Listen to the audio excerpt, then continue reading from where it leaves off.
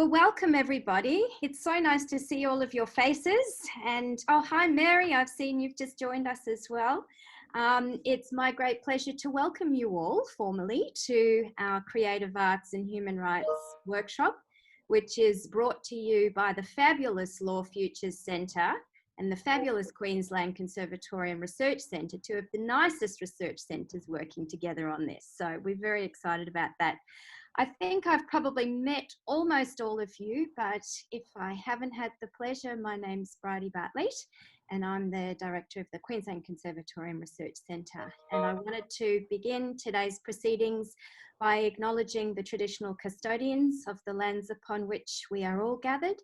I'm here on South Bank campus, which is beautiful and lovely, and of course the lands of the Jagera and Turrbal peoples, and I'd like to pay my respects to their elders past, present and emerging, and to extend that respect to our First Nations colleagues here on the call today. So look, this represents a really wonderful opportunity for us to explore the many intersections between creative arts and human rights, and I think we'd all agree it comes at a time when considerations of human rights are more pressing than ever. And it's a wonderful luxury for us to make a little bit of time in our busy schedules here to explore the complex relationship between creative arts and human rights and the enormous potential in this relationship. Of course, creative arts and culture are human rights, and we know throughout history that creative arts have played a significant role in promoting, but we should also acknowledge suppressing human rights.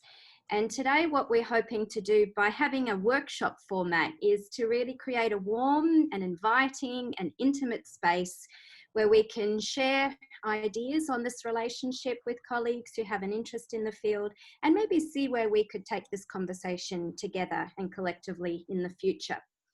I'm mindful that many on this Zoom call have been working in this space and bring enormous expertise, so I'm certainly looking forward to learning from you all. And I should also acknowledge that it builds on a collaboration that the Law Futures Centre and Queensland Conservatorium Research Centre did a year and a half ago, which explored music and human rights. And Sue Harris-Rimmer was a big driver in that. And it was a great collaboration, a beautiful performance interlaced with reflections on the relationship between music and human rights. That was inspired by the Human Rights Bill that had recently been tabled in Parliament at that time. So it's really exciting to see these synergies continuing and growing. So before I hand over to Sarah, who's going to get our creative juices flowing on the topic, I just wanted to extend a really warm thanks to Sarah and to Mary and to Mel from the Law Futures Centre, as well as Charu from QCRC for all of your fabulous organisation, and also to the speakers and chairs for today. I'm certainly looking forward to hearing all of the speakers. Just a gentle reminder that you have 5 minutes and 5 minutes only to share your thoughts. So succinct is good today. I'm now going to hand over to Sarah Joseph, who I must acknowledge has been the key driver in making this whole workshop happen. And she's done all of the brilliant organising and bringing it all together. So hats off to Sarah for your fabulous work in this space. As you may or may not know, Sarah's a new appointment in the law school and the Law Futures Centre, and all of our law colleagues will probably know Sarah, but for some of our creatives who haven't met Sarah, she's basically a human rights superstar. So she might give you her autograph later if you so wish.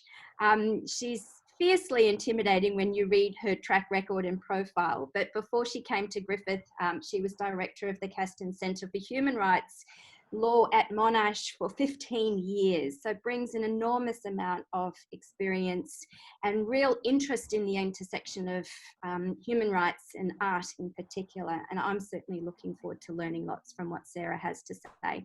So I'm going to throw to you to kick us off, Sarah, and get us thinking about this interesting topic. Thank you so much, Bridie, for quite the introduction. Look, first let me start by adding my acknowledgement of the traditional custodians and expressing my gratitude for their management of the land over millennia. As Bridie just said, I'm relatively new to Griffith. I started here in March, and one of the things I was most excited about in coming to Griffith is that Griffith is undoubtedly, it facilitates interdisciplinary work and interdisciplinary introductions, I think much more than most universities, and certainly more than my previous university. And so one area that I wanted to explore in coming here, and I can't claim, I mean, I can claim some expertise in human rights. I really can't in creative arts, but it's an area I'd really like to explore. And so I've been talking to Bridie about it, and hence this workshop. Both fields are concerned with human flourishing, and we're going to hear in the presentations we've got today, we're going to hear a lot about the intersections between them. But I thought I'd just give you a sort of taster of some of the intersections. Now, I've just tried to share my screen. Oh, hang on. Yes, have I successfully shared my screen? Good. So, look, human rights has, oh, hang on, I've got to actually go to the actual PowerPoint. There we go. There we go. I just wanted to say, I mean, human rights, I mean, you can have all sorts of arguments about when human rights dates from, whereas, you know, creative arts is obviously very, very old. But I wanted to start with an example which is really quite old, going back around 500, 400 years, which is the example of Artemisia Gentileschi, who is the most famous and probably the only famous Baroque female painter. So right straight away, you've got a human rights issue, which is, you know, what about all the brilliant female painters and painters of colour, etc., who have been lost to history? Now, you may be aware of her story. She was, she worked in her father's, she worked as an apprentice with her father, who was also an artist, and she was raped by another artist in his studio. And that case actually made it to court, but in giving her evidence, she was tortured, because that's how they did things then, to make sure she was telling the truth. Ultimately, her rapist was even found guilty, but his punishment, which was exile, was never actually carried out. Since then, I mean, especially in recent times, feminist reinterpretations of her work, and you can see an example there on the screen, suggests that she may have worked, you know, worked out some revenge, if you like, in her art, including this extremely striking portrayal of the classic tale of Judith and Holofernes. Moving to obviously much more recent examples, the first session is going to look at, I suppose, transitions and in some ways redemptions. In fact, I think quite a lot of the sessions are. And we have the recent example of Myron Sukumaran of the Bali Nine, who was executed 5 years ago. And this is some of his work, a picture of himself and Andrew Chan. 5 years ago, I don't know about you guys, but for me that seems simultaneously like it was yesterday, and also somehow also like it was 100 years ago. This is one of his very last paintings, which I think, you know, literally in the week of his execution, which speaks for itself. Now, given the very first session, especially from Sue Harris-Rimmer, is about transition from war, I wanted to just give some examples. You know, Sue will be talking about transition, I think, after war, whereas I might talk about some of the art, creative art during war. This is a shot of the rock star Jimi Hendrix during Woodstock, and a lot of you have probably heard his remarkable rendition of the US national anthem, the Star Spangled Banner, which, you know, he twists with his electric guitar into a cacophony of bombs exploding. A very different example is this very recent example of some of the rugs that are being produced now in Afghanistan and Pakistan, obviously portraying drones, which they have to deal with week in, week out. And the countries that are using drones, you know, have kind of almost forgotten about them. Just on drones, there's one more example. This is an example from 2014. I hope the work is still there. That is a gigantic installation. That is a massive installation. And it's a collaboration between an artist collective associated with the French street artist JR and some human rights NGOs like Reprieve UK. And what that is a picture of a young girl who lost her parents and siblings to a drone strike. And it's designed to be visible via satellite. So it's designed to be visible to the people who are directing the drones in Washington, DC. Its name is Not a Bug Splat. And that reflects the fairly horrible, dehumanising name used in the United States for drone strikes, which is in fact bug splat. As a very last example of, I suppose, art associated at least a little bit with war, this is a very recent example, late 2019. There was Ellen DeGeneres faced a lot of flack because it turned out she was quite a good friend with George W. Bush. And she did a sort of monologue to explain this. Now, whether the backlash was legitimate, maybe it's an example of, cancel culture gone mad or cancel culture overreach. This was the response from one digital artist, Raphael Shimonov, overlaid her monologue with this sort of rather devastating digital edit, which reminds us, that whatever, George Bush might seem nice compared to Donald Trump, but, he's still a war criminal. And that, of course, is one of the famous photographs from Abu Ghraib. I'll finish off on a lighter note. This is not well, it's associated more, if you like, with the so-called war on terror. And maybe few of you have heard of this. This is an installation or piece of performance art called White Flag. And what it was a couple of German performance artists at night installed this white flag on top of the Brooklyn Bridge in New York.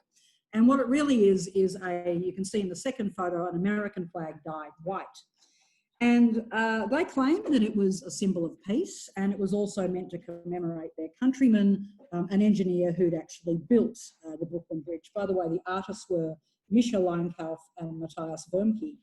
But what was interesting was artists, of course, are not always in charge of how their art gets interpreted. And this concern, caused a lot of concern in New York. And there's actually a documentary about it where people are literally calling this an act of terrorism, the simple act of putting up that flag. People are outraged because they've desecrated the flag, allegedly, and also that it's not a symbol of peace, it's a symbol of surrender. So it just goes to show artists can't control how art is interpreted. So on that note, I might stop sharing. Have I somehow stopped sharing? Yes. And I might pass over to our first session. I might introduce the two speakers and then they can just run together and then we can have some discussion. We have, first of all, Susan Harris-Rimmer.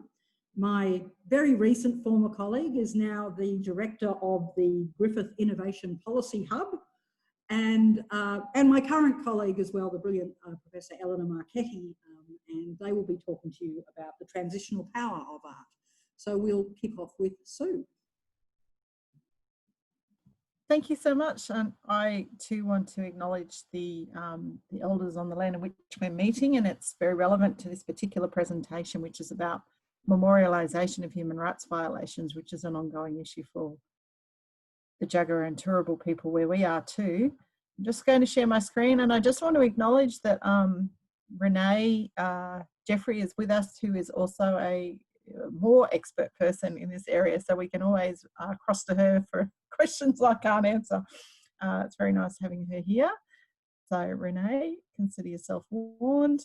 Right, so this is a piece of work I've been thinking about for quite a long time, that I prepared for a transitional justice project in Sri Lanka, which was really thinking about this role of memorialisation. The particular issue in Sri Lanka was that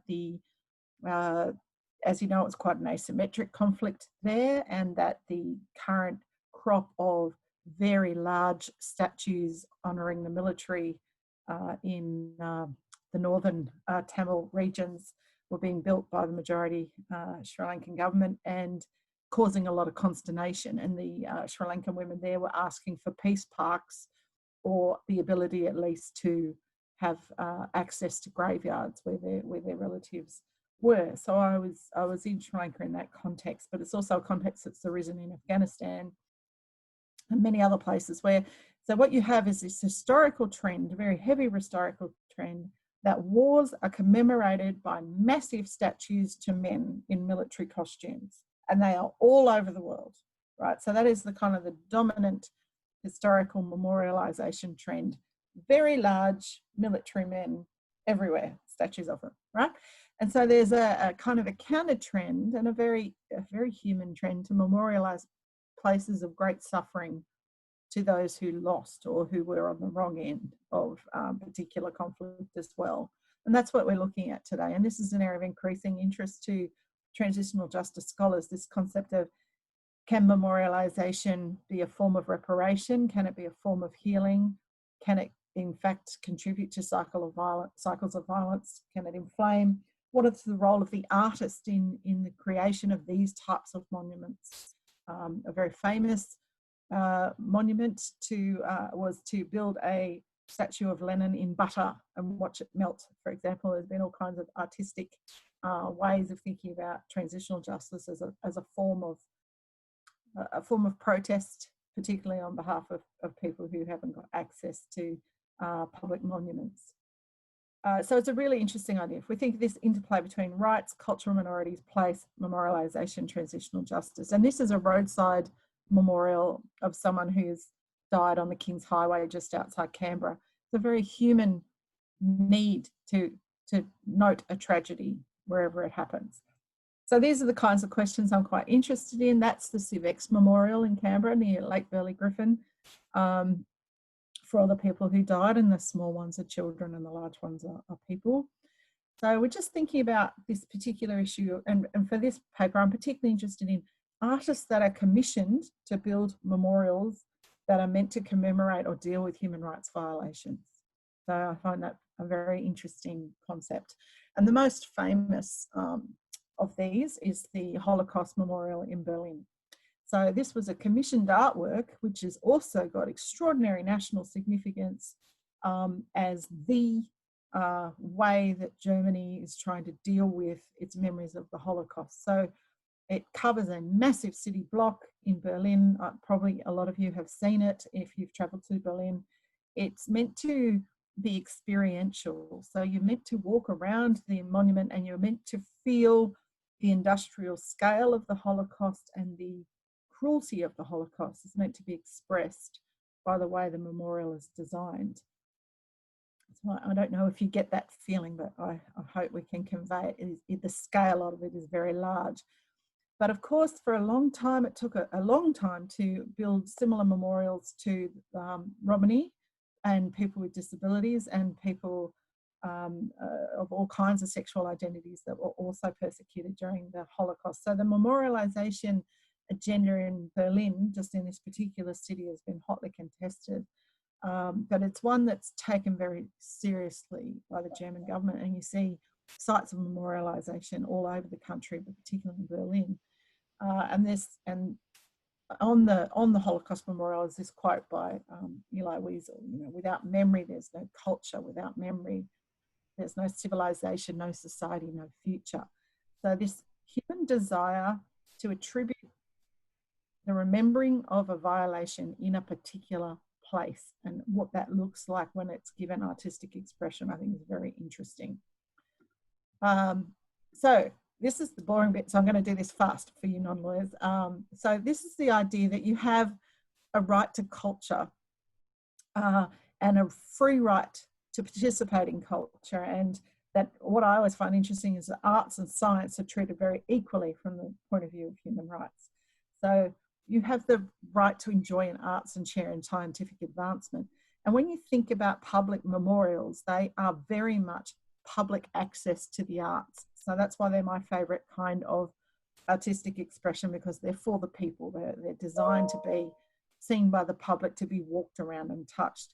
And so this idea of the right to culture is very important, and that everyone has the right to take part in cultural life. And so then so that's the general principle, and then we start to think about minorities, and then we start to think about what happens in a time of human rights violation. So all state parties are meant to facilitate cultural rights across borders as well. So UNESCO is the place that deals with cultural policy and cultural rights. And they're particularly increasingly interested in cultural expression and the right to cultural expression in various contexts, and particularly the rights of cultural minorities.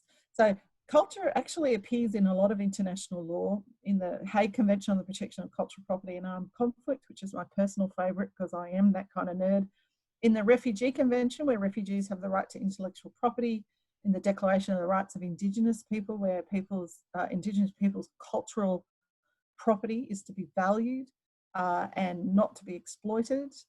The Genocide Convention, which is actually all about stopping cultures being destroyed of a particular people. The new Declaration on Religious and Linguistic Minorities, and of course the Convention on the Elimination of Racial Discrimination, which has a lot to say about language and your ability to be taught in your own language and to express your own racial identity freely. So that's you have the right to culture, and then there's this increasing idea that the public memory of human rights violations should also be protected and encouraged. So this idea, the kind of the human instinct to memorialise should be given support by the state. So here's another Berlin example, I think it's particularly beautiful in terms of artistic expression. This is where the books were burned on that terrible night where the Nazis started burning books, and a bit of a turning point in the persecution of Jewish people. So this is Bevelplatz, and it has underneath, so there's this just tiny piece of perspex in the courtyard, and if you look down, there's a huge empty white library. So all you can see is this massive white library with no books, and then there's a small plaque that explains that when you burn books, it's a short step to burning humans. But it's quite a very subtle, so Germans just walk across this every day, and you're constantly seeing people suddenly looking down and having that memory. This is the Martin Luther King Memorial. It's a bit fuzzy, but it says, until justice rolls down like water and righteousness like a mighty stream, and it's outside the Civil Rights Museum, and it's meant to give people an experience again of walking through justice pouring down on them like a mighty stream, while Martin Luther King's voice booms out all around them. It's very 3D, and that's the civil rights movement's memorialization of that particular time in their history. It's in Atlanta, Georgia, and very moving. Again, a commissioned piece by a prominent Black sculptor and artist with quite a long community consultation around it as well. And this is a more contested area. This is Indigenous artists pushing back at the erasure of memory in Australian traditional art. So this is a traditional picture of Tasmania by a Western Australian artist, colonial artist, and an Aboriginal artist has put in red marks where all the Indigenous people were shot according to a particular letter. And there's been this kind of guerrilla art movement around Australian colonial art to sort of reinterpret colonial art to make prominent the violence that was occurring at that particular period of time. I'm very interested in this idea too. When minorities can't get access to the public monument space, what do they do, and what kind of tactics are they able to deploy to kind of memorialise their experience? So in terms of transitional justice, one of the potential remedies of transitional justice is memorialisation, and quite a few Truth Commission reports have recommendations around memorialisation. And it's, I think that part of the toolkit is this public processes around memorialisation. In terms of the comfort women of Japan and South Korea, it's probably the most written about memorialisation process. So there's a series of sculptures of broken chairs that have been put in capital cities all over the world outside Japanese embassies to protest their lack of apology to comfort women. But this issue of how do minorities access the right to memorialise the violations against them is an incredibly difficult area of transitional justice, and what is the appropriate type of memorialisation when they often don't have so much access to power. And this is my favourite, Captain Cook having all kinds of treatment done to him. This is from the National Gallery of Canberra. But, so there's this sort of constant, we have these massive memorials of explorers all over Australia, and what does that say to Indigenous people, for example. And then we have the online space. So this is a new space, the idea of what kind of memorialization will we allow in the digital world. So having got this contested set of ideas about memorialization in the physical space, and especially in the area of public monuments, we now have to deal with this digital world. And this is an area where international law is really struggling with what are the rights of cultural minorities to be heard and to have their ideas listened to. And there's several European Court of Human Rights cases, particularly around Turkey, in relation to material which talks about human rights violations in the own language of the minorities, Kurds in particular, but also in relation to the Armenian genocide. So this idea of now about, well, what happens in the online space. Now, I know I've come to the end of my time, and I know all I've done is just throw up a huge amount of difficult ideas, but basically I'm saying there's this deep relationship between place, the rights of minorities, and the potential of transitional justice to try to come up with some sort of restorative feeling, or at least recognition of people's human rights violations. Thank you.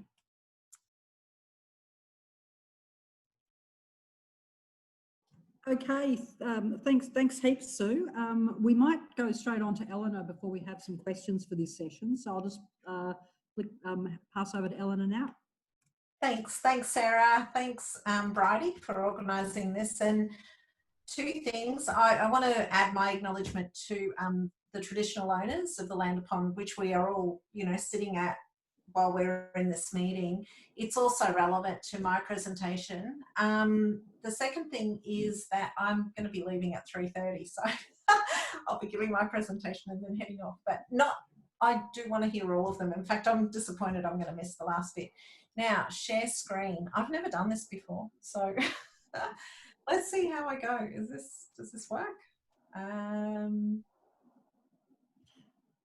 Yeah, that's working.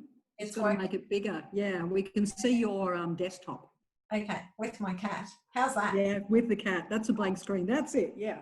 Okay, so I guess I've been asked to talk about my Fulbright Scholar Award application, which looks at the arts and entrepreneurship in prison.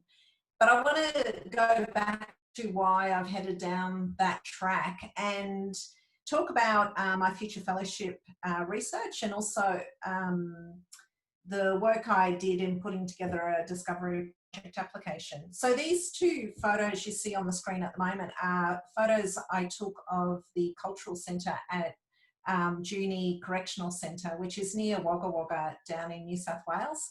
And it's a men's correctional centre. And the reason I was there is because I was asked back in, it would have been about 2015, I think, to evaluate a poetry or creative writing program that was being run by this woman here, Annie Barb Nicholson, who's there with one of the prisoners. In that, it'll be on your right there, that screen, that photo there. So my future fellowship project was specifically looking at better ways to evaluate Indigenous focused criminal justice programs. And one of the things I said I would do is evaluate a prison program, but I never expected it to be of a, something to do with the creative arts. I actually thought it would be of a prison that's in near Casino in New South Wales. But as I went through my future fellowship, I had this opportunity, and it actually really did interest me, because it was a program that was initiated and also led and run by community members, and particularly a couple of elders, and then other tutors who may or may not have been Indigenous. So this program was called Dreaming Inside, and you'll see that second photo in the middle there that they produced and have produced. In fact, they're up to volume 8, has just come out.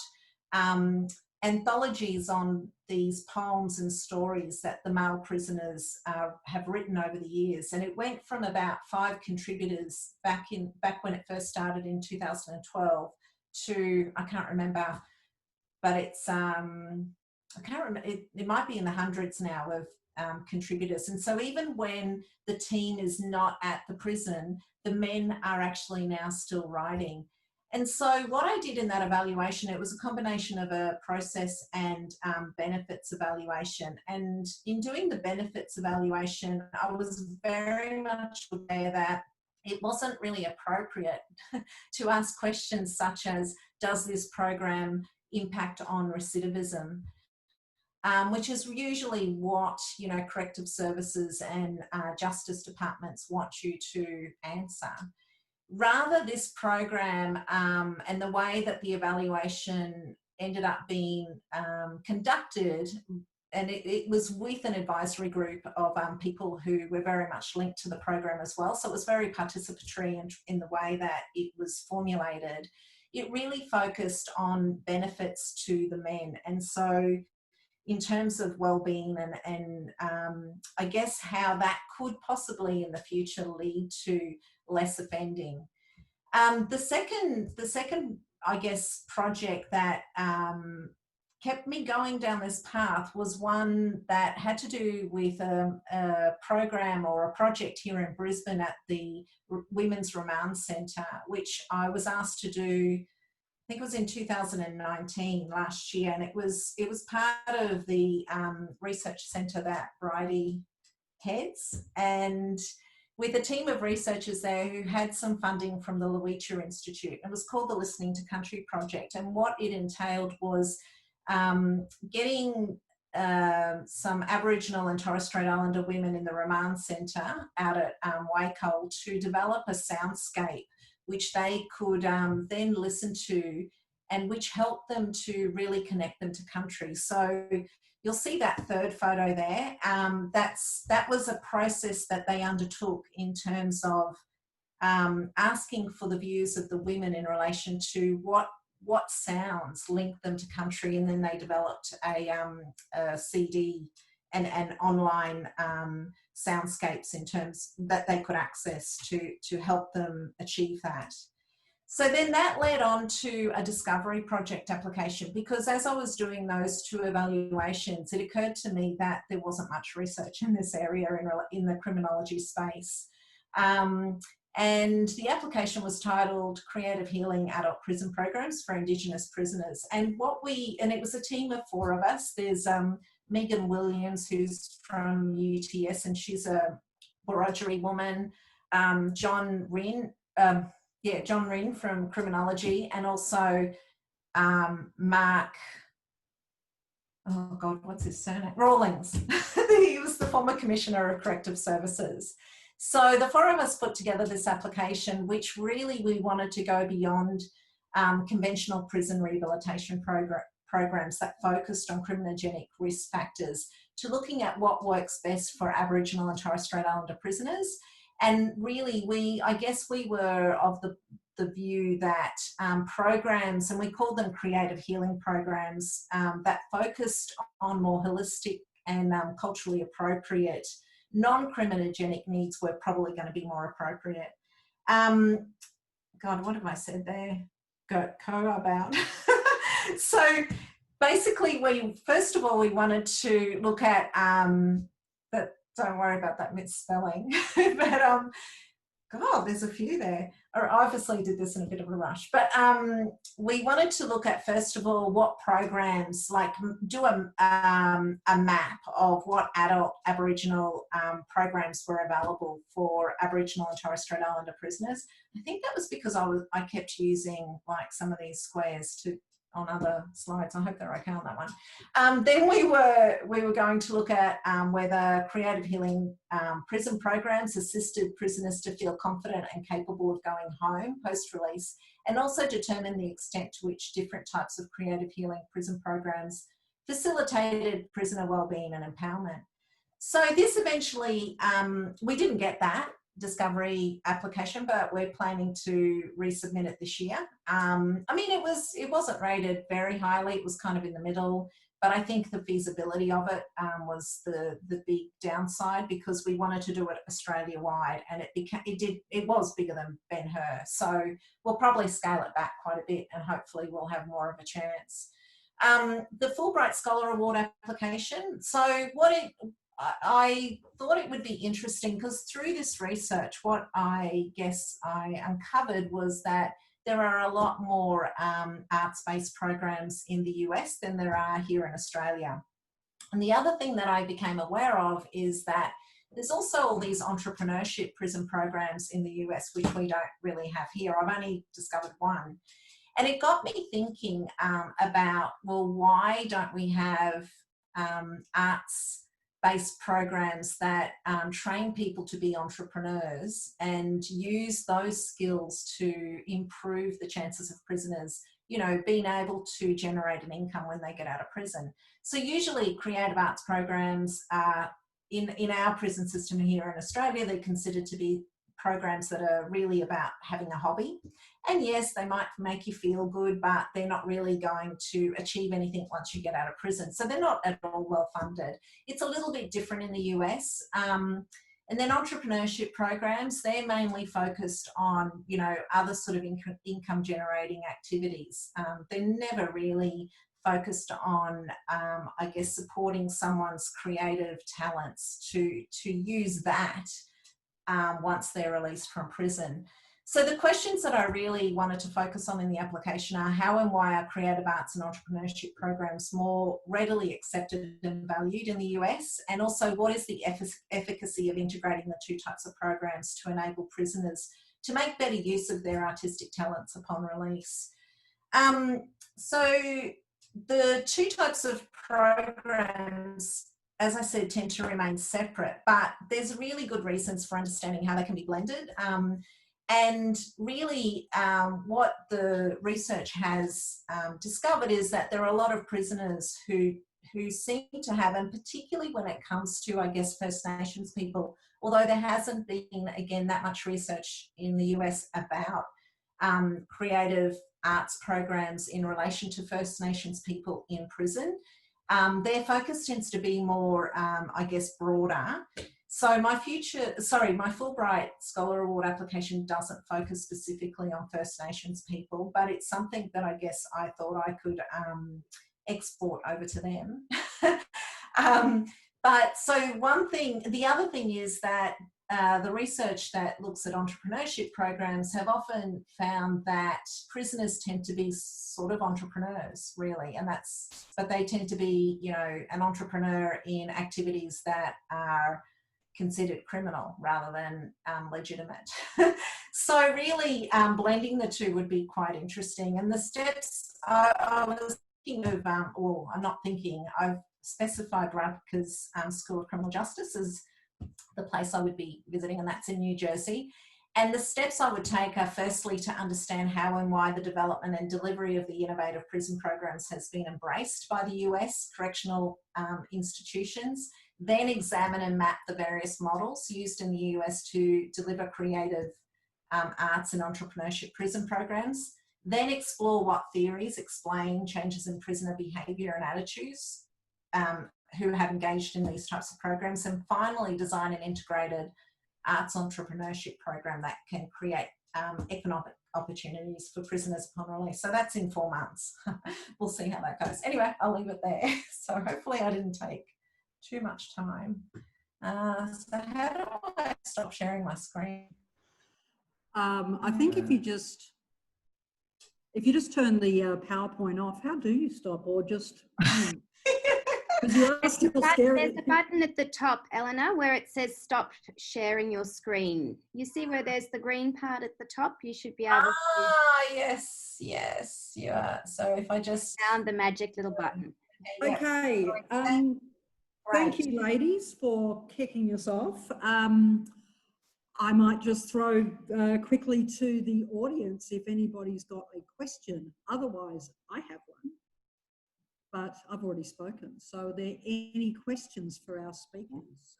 Bridie.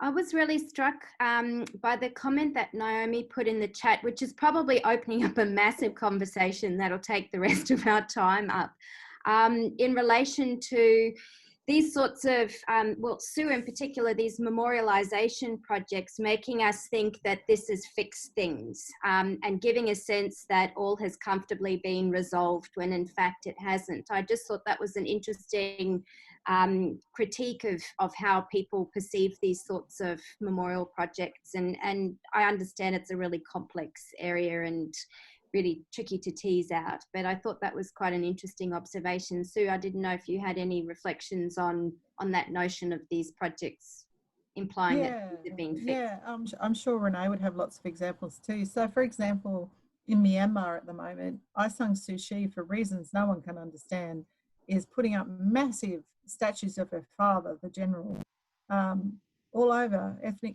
regions, and it's quite inflammatory, really. But it's the idea. So this memorialization of her father, there's one in each of the ethnic regions now, very large, expensive bronze statues of General Aung San.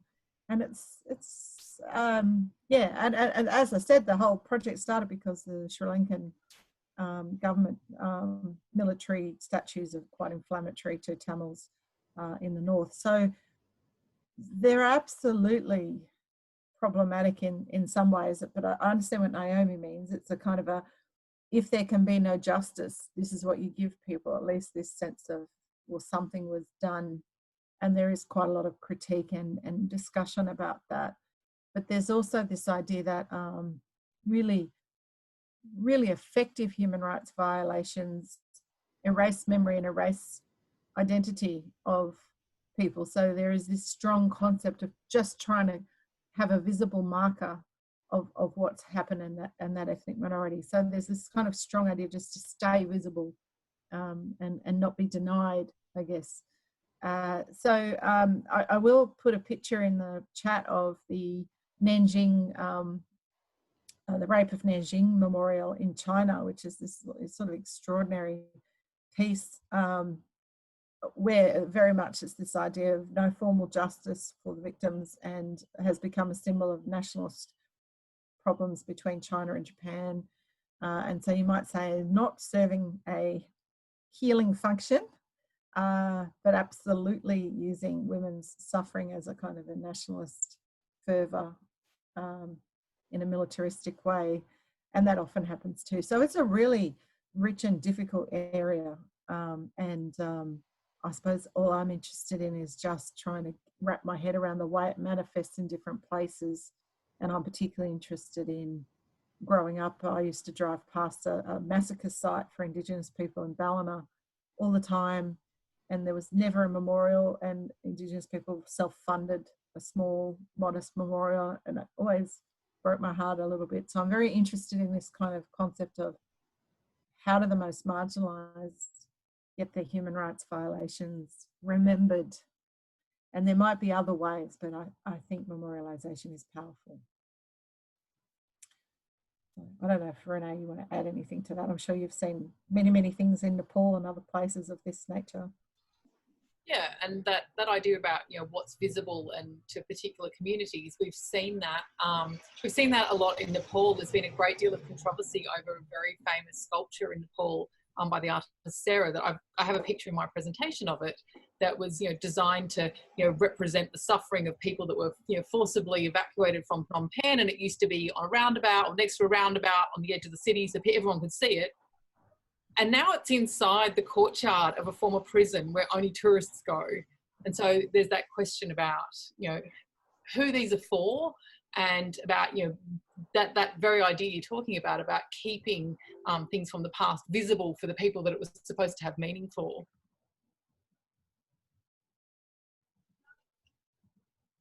Okay, I might move on to the next session, which is going to be chaired by Kate Galloway, who has kindly agreed, the session on First Nations. So I might just quickly pass over to Kate.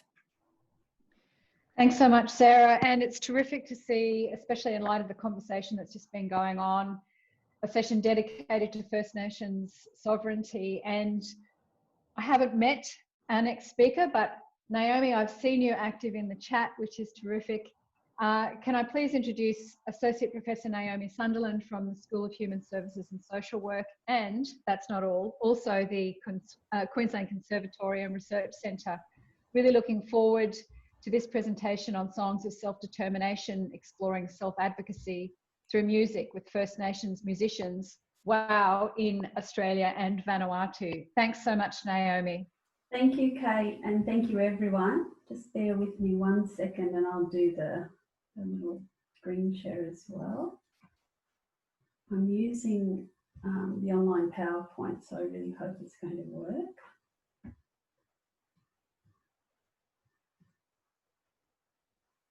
Okay, nearly there. So this was originally set up to be a 10-minute presentation for a different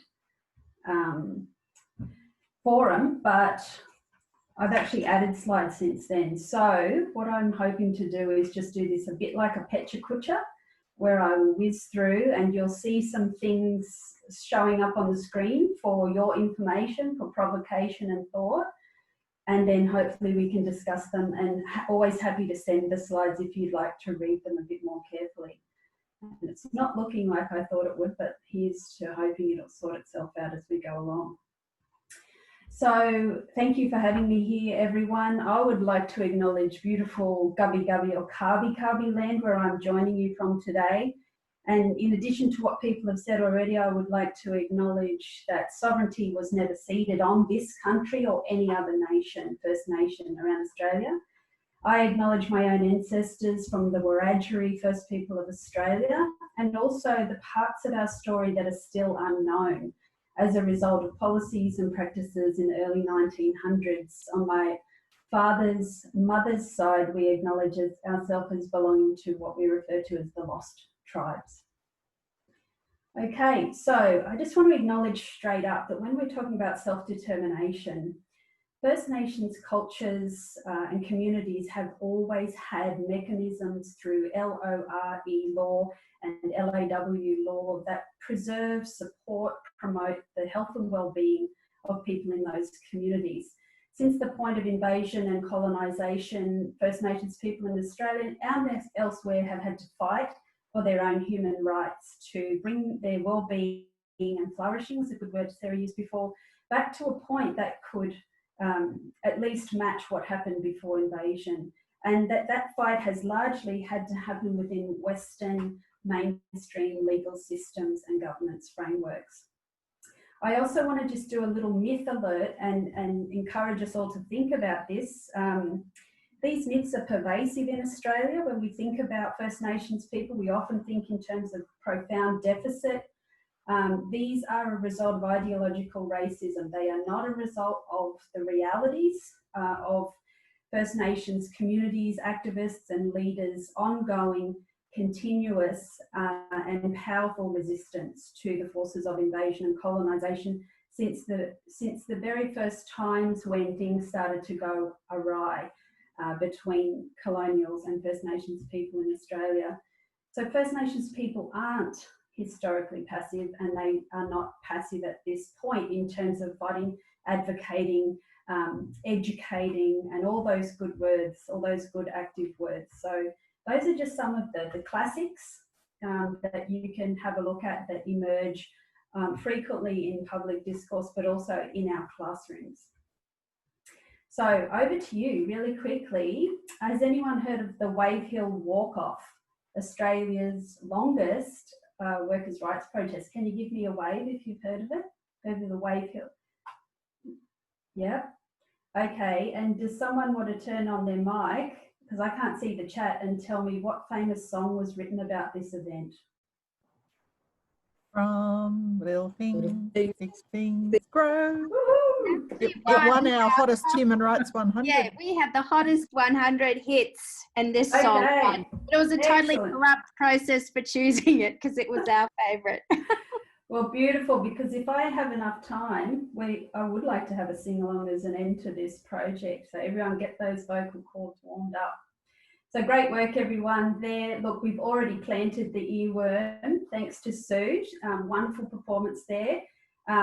Yeah, a really, really powerful song documenting a really extremely important milestone in human rights history in Australia. But, you know, many students who come into my classrooms only know it as the superannuation song.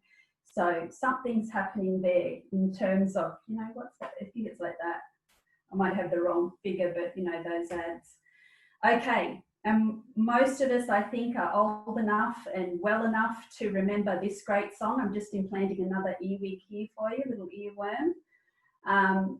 Fabulous memorial to some practices at the time where Prime Minister Bob Hawke made a promise for treaty, but then after very powerful lobbying from the mining industry and other politicians, other members of parliament, backed away from that promise. And this song was about saying, hey, come on now, you promised this, where is it? Treaty, hey, treaty now. Okay, so zeroing in on this idea of self-determination, there are lots of ways to talk about self-determination. I'd love to hear what our colleagues in the law school will say about this and what they think about how it's working in Australia at the moment. But self-determination was talked about in the original Charter of Human Rights through the UN after the First World War, and talks about the right of all peoples to freely determine their political status and freely pursue their economic, social and cultural development. This notion of self-determination has particular relevance and special significance, as Amy Maguire said, for Indigenous peoples due to their profound experience of dispossession and marginalisation. So while it's vitally important and applies to all peoples, it has this special significance for First Nations peoples. So then if we move to 2007, the UN Declaration on the Rights of Indigenous Peoples, there are numerous articles throughout that declaration that refer to First Nations self-determination, why, how, where, and when. It's so important. So you'll see there, you can refer back to these. I'm not trying to force everyone to speed read through here, but pervasive acknowledgement of self-determination around political status, economic, social and cultural development, which in terms of regional development in Australia, Bridie and I will attest, is not very functional at the moment.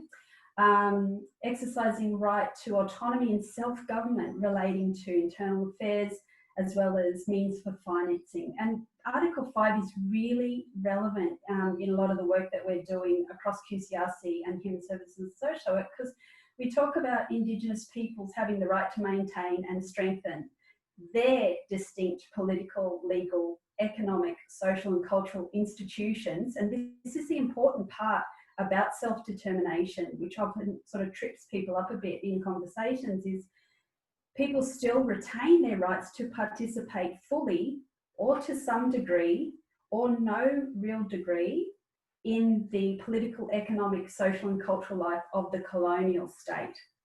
So I'll just plant that little seed. If it's new for you, it might be a good one to think about. So where are we at in terms of self-determination in Australia at the moment?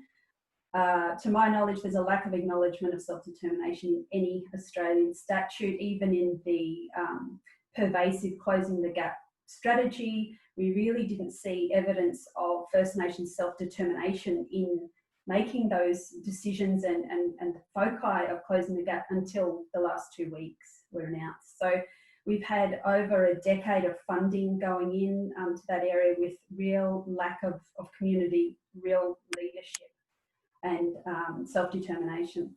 So, and we also see in areas like criminal justice and the justice systems, there are some really promising acknowledgement of First Nations traditional law, LORE and LAW law, but they're often the exception. But we see things like First Nations law emerging through practices like the Koori Court, the Murray Court, which is referred to as circle sentencing. Okay, so what's some of the positive story that's coming out after that rather bleak previous slide? First Nations musicians in Australia and Vanuatu have been active. Other artists from these communities have been active for centuries and decades in self-advocating through music. We've just given 2 examples before. There was the collaboration between Paul Kelly and Kev Carmody on From Little Things, Big Things Grow. Get ready, everyone, to sing soon. It'll be coming soon. And also, I mean, in terms of Vanuatu achieved independence. So they're experiencing quite a different reality to Australia in terms of self-determination, but still are living the manifestations of previous multiple invasions and multiple colonisations in that country. So here's just a collection of photos to acknowledge the different people that I've worked with and my colleague and husband, Phil Graham, who collaborated on this project across Australia and Vanuatu. And you see Bridie's head just popping in down the bottom in the middle there. That's on one of our trips to Tennant Creek, which led to a lot of amazing, wonderful relationships and friendships and musical collaborations. 2 advisors for our project, which is actually in pilot form now. We're a bit like previous speakers, where we've got ARC grants under review at the moment to extend these studies. But you'll see the man there with the fantastic Aboriginal flag t-shirt. If you don't know him already, that's Uncle Joe Gaia. Amazing songman, musician, singer, guitarist, painter, didge player, and everyone's heard him playing didge, I would say, because he plays the didge on the start of Solid Rock. So, and he didn't even know what that song was, you know, what it was until he heard it on the radio and saw it on the television. So you'll see there, just to the right of Joe, there's a picture with myself and some con students with members of the famous Aboriginal band Coloured Stone. And the man with the blue jumper and the red pants is Uncle Bunna Laurie. And Uncle Bunna Laurie is a whale dreamer. He's a senior Mirning elder and pervasively active environmental activist within Australia and internationally, protecting salt water, protecting the oceans and the beings within the oceans. So other pictures are there from Vanuatu, but I probably need to stop reveling in these stories and move on. So we did it for our pilot study. We did a series of interviews with these First Nations musicians from across Australia and Vanuatu. And then we just asked them questions like, why do you make music? We were really honing in on this theme of self-determination. Our ears were open to hearing about whatever people wanted to tell us. But in the background, we were really aware that in the UN Declaration on the Rights of Indigenous Peoples, there's really bringing forward that idea of a collective human right of self-determination as a collective, as a community, as a cultural group, as a nation.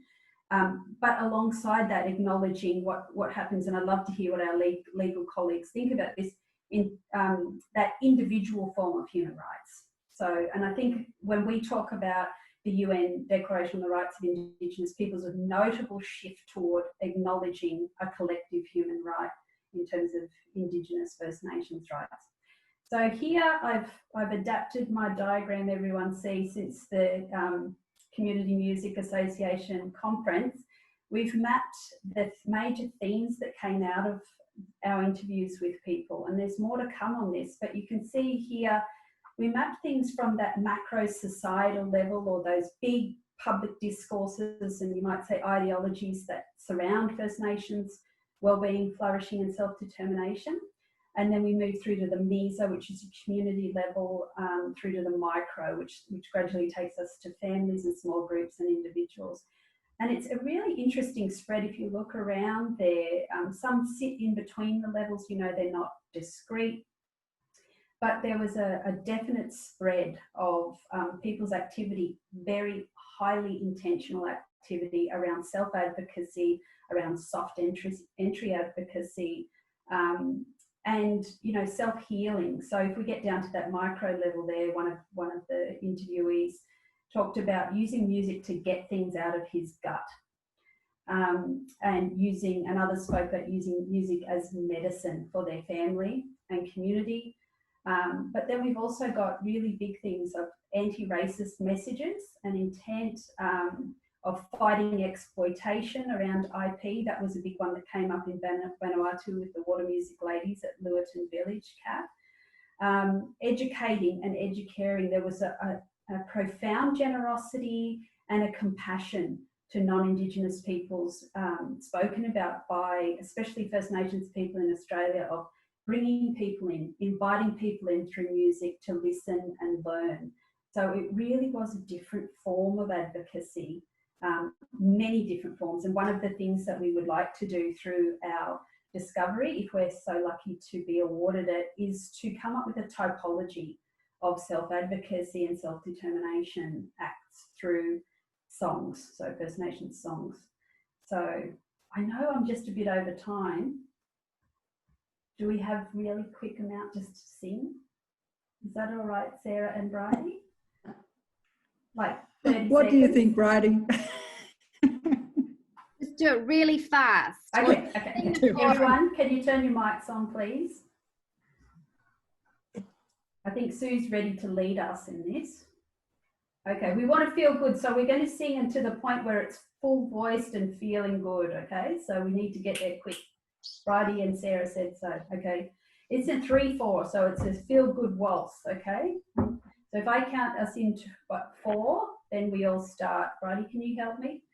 Okay, 1, Are you 2, going to 3, go to the 3, 2, 3, 4, 2, 3. From little things, big things grow. From little Little things, things, big things things grow. grow. Gather From little things, big things grow. from From little little things, things, big things grow. grow.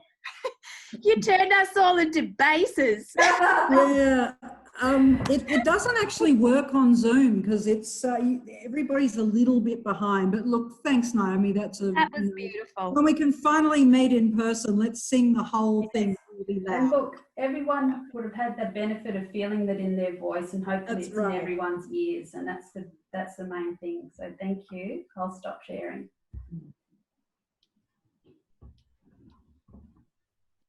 So, Kate or myself. So, are there questions for Naomi? And comments. Yeah. or comments. What people think. There is a comment in the chat about individual versus collective rights, and Kate has responded on that. The international human rights system is largely based on individual rights, which is a very Western way of looking at the world. And so, as Kate says, it's one reason why there's resistance to self-determination. Another is an obsession, I think, correct me if I'm wrong, I think the Howard government did this with the Declaration on Indigenous Peoples, that it conflated self-determination with secession and just sort of said, well, if we sign up to the Declaration, this will mean Australia splits apart. They must have known that there are various, that's one form of self-determination, it's not the only one. Human rights law, especially with new rights, like environmental rights and so on, is coming to terms more with collective rights, but yeah, it's the system is skewed. Thanks, Sarah. Yes, and that little gem from Mr. Howard was really key in those myths surrounding self-determination. Yeah.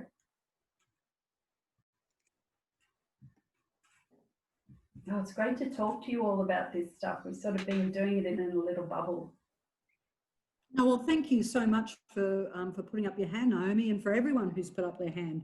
I might throw now to Bridie, who's going to chair our next two speakers. And I think we've had a nice bridge in that, this is self-determination is not a world away from the, transitional focus of the first two talks about music, and we're moving on to a couple more music presentations. So I'll hand over to the con. Thanks so much, Sarah. And thank you so much, Naomi and Eleanor and Sue and Sarah, for such thought-provoking and beautiful presentations where there's so many synergies. We're halfway through, so how are you all going? Give me a thumbs up, middle way. Yep, okay, we thumbs up. If you need to stand up and stretch, do that, but just be careful if your camera's on because we might get an interesting view. If you need to just do a little bit of a wiggle, that's fine. I am mindful we're running a little bit behind time, so I'm going to start putting the foot on the accelerator a bit, and I'm going to start becoming a nasty chair who puts the timer on. So Alexis, just a forewarning. It's my great pleasure now to introduce our newest addition to the CON family and the QCRC family, Alexis Kallio, who's come from the Sibelius Academy in Finland and is our newest staff member, and I know is going to have a really interesting presentation. Listening for the morally irreconcilable in music education. So Alexis, you've got 5 minutes, and we're really looking forward to hearing from you. Over to you. Thank you. Everybody can hear me? Good. I don't have pretty pictures, which was very uncreative of me. I'm sorry, so you have to look at me. Or you can stretch while listening. So I'd like to begin just by acknowledging the traditional custodians of the lands from where we're all joining the workshop today and pay my respects to elders both past and present. I'd also like to extend this acknowledgement to the Sami, upon whose lands on just about the other side of the world, many of these ideas have been developed. So I think the question that most interests me in the arts and arts education is why, and I guess what for. And I'm particularly interested in these questions in the context of publicly funded education, like state schools, that are not only intended to be democratic in that they should be inclusive and participatory, but also are at least in part responsible for the formation of the citizen. Music education is then not only about who these young people are, but also who we want them to become. This idea is nothing new. But what I do find interesting is how we think about these ideas about forming citizens in light of the framing of diversity as a normative expression, so a value to which, well, schools especially ought to be committed. If we think that diversity is about something more than songs or language and food and festivals, the politics by which we assign and navigate difference, I think, also has implications for what and how we teach, and who is included in school spaces and broader society. So since I first started my research career as a doctoral student, I've looked at the ways in which groups exercise power in constructing and controlling social meanings of what is right and what is good in and through music, and the implications of these negotiations for an equitable democratic society. As we lay the moral boundaries of what is right and what is good, we also define what musics or which people are inappropriate or immoral. And recently I wrote a paper focusing on this kind of dark side by looking at hate speech and by extension hate music. So by hate music, I don't only mean musical forms like white power music, but any music that could be engaged with the politics of disempowerment. And I don't think it even needs to be particularly violent lyrics or anything particularly aggressive sounding. For example, the 1993 Waco siege showed us that even songs like Achy Breaky Heart can be used to inflict pain and harm. So it's also about context. So I think the question then is, well, why don't teachers just press the stop button? And I think this is where it connects to human rights, particularly in relation to the ideals of democracy. So where we might assume that the main problem with hate music is related to human rights, such as the preservation of dignity and equality, it is also the challenge posed to freedom of expression that's very closely related to the enactment of democracy. A democracy cannot legitimately penalize expression solely on the grounds of immorality or offense, and it's very difficult to legally intervene in even quite obvious examples, I think, let alone musics that might come into your classroom as a teacher. This being said, school is a sort of special context, and teachers have a particular duty of care towards young people who are only just learning to engage in these kinds of power structures. Teachers are thus required to engage in moral deliberation, taking into account the imperative of freedom of expression, but also the safety and well-being of young students. I think that hitting the stop button achieves neither. We simultaneously pathologize and exclude students who share or might like such music, and neglect the sociocultural and historical conflicts that give rise to such expressions, cutting off opportunities for self-inquiry and critical dialogue. While recent scholarship in music education has highlighted the importance of critically considering who gets to speak in our classrooms, I suggest that we also need to cultivate new skills in listening, even when, or perhaps especially when, it involves listening to views and values that we find reprehensible.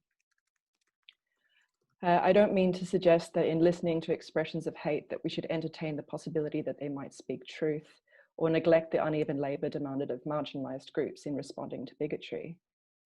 And neither is the kind of listening that I'm thinking of passive or wholly receptive. Rather, the listening I propose is an active political quality of attention inherent in the very practice of deliberation. In that sense, it's an art. As political scientist Susan Bickford explains, if feminist theorists are right, that silence and silencing happens partly through not hearing, certain kinds of expressions from certain kinds of people, then perhaps a particular kind of listening can serve to create a public realm where a plurality of voices, faces, and languages can be heard and seen and spoken. Political dialogic listening that demands relationality without depending upon shared interests or subjectivities might help us to establish a classroom space in which communicative ethics can take place. Moving beyond the romance of empathy, this approach to listening might enable us to break down divisive barriers of us and them through a willingness to take seriously what the other has to say, without necessarily aiming towards consensus or resolution. I think music education is well suited to this work, as we already develop listening skills where performers don't need to inhabit another's perspective in order to develop an appropriate musical response. Neither do we necessarily have to like the way other people play, but we do need to learn how to play together. So extending these listening skills to situate meanings of the self and other within broader historical and sociocultural processes, and recognize each individual's complex personhood while also acknowledging the capacity for change, may not only facilitate the sharing of an existing understanding, but also the emergence and formation of new understandings, new visions of solidarity from which new political praxis can emerge. Short and sweet. Well done, Alexis. 5 minutes, 40 seconds. Give her a cheer. So close. There's recently been the 3-minute thesis competition, so everyone's feeling the pump of the clock. Well done. Thank you so much, Alexis. And I am going to ask you to hold your questions and pop them in the chat and see if we can save up a bit of time. And then if we've got a moment afterwards, we'll take those after Rudolph's presentation. But some really interesting thoughts and ideas there. Great to think about school and education in the classroom. And I noticed Leah Coots had actually made a point about that in the chat a little bit earlier as well. And particularly some interesting thinking around the politics and arts of listening, which I think we could probably have a whole other session on at another stage. Thanks so much, Alexis. That was terrific. I'm now very pleased to introduce Rudolph Ondrich, I hope I say your name correctly, whose presentation I'm personally interested in, Women and Human Rights in Western Classical Music. And I think you're going to take us to a case that happened in none other than the Munich Philharmonic. Yes. Take it away, Rudolph. Hello, everyone, and I'd like to also acknowledge the traditional lands, the owners of the land on which we meet. I don't have a PowerPoint, I just have a script, so I'll get to it. So today I'd like to talk about the position of women in Western classical music, with a particular focus on the trombonist Abby Conant and her experience in the Munich Philharmonic Orchestra under their chief conductor Sergiu Celibidache. In 1980, Conant was accepted in a blind audition process to be the first trombonist of the Munich Philharmonic Orchestra. She was judged to be the most outstanding trombonist out of 33 candidates. But afterwards, when the curtains were raised and they realized that Conant was a woman, their attitude became immediately negative. As Conant explains, after I had been in the orchestra for 9 months, Maestro Celibidache demotes me to second trombone with the declaration, "You know the problem, we need a man for the solo trombone." I had no choice but to turn to the courts. The discrimination was obvious, but the litigation lasted 11 years and became one of the longest series of labor court cases in the history of Bavaria. The length of this litigation tells us about the low status of women in both orchestras and German law. Conant's legal complaints over several tries were twofold. First, she argued on the basis of sexual discrimination. Second, she argued on the basis of employment discrimination. While Conant was able to receive judgment in her favor, the legal remedies available to her were inadequate. On the sex discrimination, the remedy available to her was 1 month's back pay. On employment discrimination, in the judgment on 10 March 1993, she was only awarded back pay from 1988 due to a statute of limitations imposed on the case. These sexist attitudes against Conant were not an aberration by Celibidache and the orchestra, but sprang forth from endemic and deep-seated views regarding women in music. As early as 1871, an article in the New York Times suggested that women are not physically suited to playing brass instruments, and as it would damage their femininity and looks. More recently, the Vienna Philharmonic Orchestra forbade women from becoming members of the orchestra until as late as 1997. Several members of the orchestra justified this ban on the supposed fact that men have a special connection to music, a connection that, in the words of Dieter Fleury, former first flautist of the orchestra, doesn't allow itself to be separated from gender and ethnicity. He concludes that it is worthwhile to accept this racist and sexist irritation of only allowing white European men to join the orchestra, because something produced by a superficial understanding of human rights would not have the same standards. What is striking in Conan's description of her ordeal against the orchestra is how Chelobadaka had dehumanized her. While Chelobadaka would normally call players by their first name, Conan recalls that she was called second trombone, if at all. William Osborne notes in general terms that from the later half of the 19th century onwards, the conductor became to be viewed as an artistic prophet, while the orchestra musicians became increasingly objectified. Musicians became highly responsive machines, musical constructs, fantasies of the conductor's mind. Near the end of Chelobadaka's life, he earned a reputation of being a specialist in the music of Anton Bruckner. Chelobadaka's contemplative and meditative music-making style was a natural fit to the spiritual, even religious world evoked in Bruckner's music. Bruckner often employed massive brass chorales with significant trombone parts. A striking example of this is the finale of the 8th Symphony, where the brass chorale is used to delineate the structure of that movement. Video footage of the orchestra performing this symphony in Japan in 1990 shows Conan in a pivotal position, with the camera often zooming into the brass section. While Conan was instrumental in Chelobadaka's vision on the music and carried her part brilliantly in both a technical and musical sense, Chelobadaka did not see fit to afford her the right to be viewed as a proper trombonist. It is easy, therefore, for this dehumanization of orchestral players to lead them being denied their human rights. Perhaps we can take heed from Hannah Arendt's view that the most important right is the right to have rights. In other words, being recognized as an entity capable of holding rights in the first place, which in turn rejects this dehumanization of individuals. As the story of Abby Conant demonstrates, it is important to remain attentive to the issues of discrimination and human rights in Western classical music and how prejudice has a negative effect on many individual musicians and in turn denying their own human rights. Thanks for listening. Thank you very much, Rudolph. You can clap, use your icons to share the love. And there's been a commentary running throughout your presentation as we've all been engaging with the topic. Something I'm personally interested in, having done a doctorate on women conductors 15 years ago. And much has changed and much has stayed the same. So I think Simone Young was the first woman to conduct the Vienna Philharmonic in 2005. And they were instructed to include women, I think, from the late 90s to get their state subsidy. So it was a matter of funding, of course, never mind the human rights, but then came up with many excuses not to adhere to that afterwards. Are there any questions now for Rudolph or for Alexis? Both very, very interesting presentations on the intersection of music and human rights. Anyone want to chime in?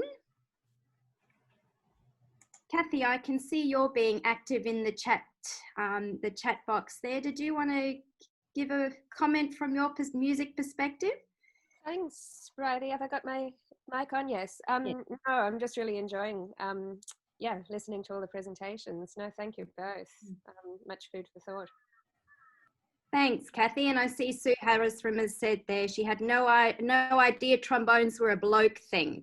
And maybe thinking about connections to military bands. I'm very itching to open up a whole Pandora's box around sexual stereotyping of instruments, which is a whole field of research in music, which we could certainly go into. But if there aren't, yes, Sarah, you've got a quick question? I'd love, I don't want to open up a can of worms. It's probably a question for Alexis, just on hate speech and music. I find, hate speech is a really difficult issue because, legally there's a definition of hate speech which is a little bit fuzzy, but I find that there's quite a lot that that is, you know, if you like, disempowering speech, which, you know, because of my lawyer brain, I think, yeah, it doesn't actually rise to the level of hate. And yet it is incredibly disempowering. And it's very, you know, it's very tempting for me as a human rights lawyer to just take the option of, well, you know, let speech flourish, and ideally, you know, in the marketplace of ideas, the best will rise to the top. And that hopefully would happen with music. But I guess, yeah, I mean, with music, I'm just wondering, is it, you know, even more dangerous because it can be so galvanizing, and also music can change, you know, music can change meaning, just like any piece of art, I suppose. I mean, I put in the chat the idea of Delilah. Like, Delilah was a #1 hit in the 60s. It's Tom Jones' first hit. And yet now it's sort of very much cancelled. And I've reflected that, if you like, the same theme of, you know, a man killing his girlfriend is in Hey Joe by Jimi Hendrix, which I love. And yet, you know, that doesn't seem to have suffered the same fate. Maybe not yet, but maybe just comment briefly on you know, the change, you know, way messages from music can change, and you know, at what point, when do you ban? When do you just, you know, there is a point where maybe it's just not acceptable to sing such things. I agree, and I think it's really, I mean, even sort of fairly clear instances of hate speech, I think, are quite hard to raise to the sort of legal intervention sort of level. And I think it actually gets harder in music because it's just art. And because music that can be sort of the peak of aesthetic beauty can be used in really violent ways. So it's not necessarily anything inherent in the music. And if it is, it can just be sort of prettied as art, I guess. So that makes it difficult. And I think that's also why I've taken a really broad definition that focuses not only on the content, but the experience of it. But yeah, it is really interesting and complex and messy, but that's what makes it fun to look at too. Yeah, I mean, ultimately the line can be very, very difficult to draw. I mean, I don't know that you'd call Delilah hate speech. It's just a song which was acceptable somehow in the 60s and is just not as acceptable now. But then also, what about things like Rolf Harris singing Tie Me Kangaroo Down Sport? If you take the whole song... I'm trying to think of the words. I think we don't sing the fourth verse for good reason. But I mean, in a school context, you know, I also wouldn't have a YouTube of Rolf. So all these kinds of... Music is not just music. And I think that especially in education contexts, or when we're working with marginalized and minoritized populations and have this ideal of educating for citizenship, I think we need to be careful about who informs those ideals, and how we wield power through music as well. I'll stop. I'll just add the same thing happens with other forms of art, and the one that springs to mind is cartoons, you know, all the time. Well, maybe we'll move on to the next session, which is our session. We got two papers on Cambodia. So we've got one by, sorry, I'll just open up the program. And again, I'll introduce, we've got Catherine Grant. Well, actually, sorry, in order, we've got Renee Jeffrey, a future fellow in the Griffith Business School, and we've also got Catherine Grant from Queensland Con. As with Bridie, I will ask if you could please stick as close to 5 minutes as possible, ideally 5 minutes itself. And so I'll ask Renee to speak, and then we'll go on to Catherine, and then we'll have questions. Okay. Thank you. Thanks. I'd also like to acknowledge the traditional owners of the land on which I'm participating in this today, and that's the Jagera and Turrbal people. And I pay my respects to their elders past and present. And I apologise for the road noise. There's a school not very far from us, and we've got pickup traffic, so hopefully it'll die down in a minute. So the abstract that I submitted to Sarah is actually for something that I've already published, which I always think is a really dodgy thing to do. it's a, you know, it's almost like it's removing the collaborative aspect of doing research and sort of saying, well, I've already published it, so nothing anybody says can really have a great deal of impact. But the abstract is for a paper that's out in the International Journal of Politics, Culture and Society, and it looks at the role of the arts in Cambodia's transitional justice process. And one of the things that's attracted a lot of attention in that case is the fact that the arts have come to play quite a prominent role in the reparations ordered by the extraordinary chambers in the courts of Cambodia, which of course was set up to deal with some of the atrocities committed by the Khmer Rouge. And what the paper does, or tries to do, is situate the Cambodian experience in the wider development of the arts within the practice of transitional justice. In fact, I have, if I'm being more competent, I would have started screen sharing first to show you some pictures from this. Go back to the beginning. Is that going to work? Aha. So I started to look at to situate the role of what was going on in Cambodia in terms of this wider development that we're seeing in the use of the arts and the practice of transitional justice. So the role that the arts might play in addressing past human rights violations. And what I do sort of to start with is a bit of a categorization exercise. It's a bit theoretical to look at the role that the arts play as forms of evidence. So the photos here, I have photos that were submitted in the Nuremberg trials. I'm just going to sort of skip through this. Their role as a form of complementary justice alongside formal processes in cases such as Peru. The role of the arts as outreach, and this is from the Constitutional Court Art collection in South Africa.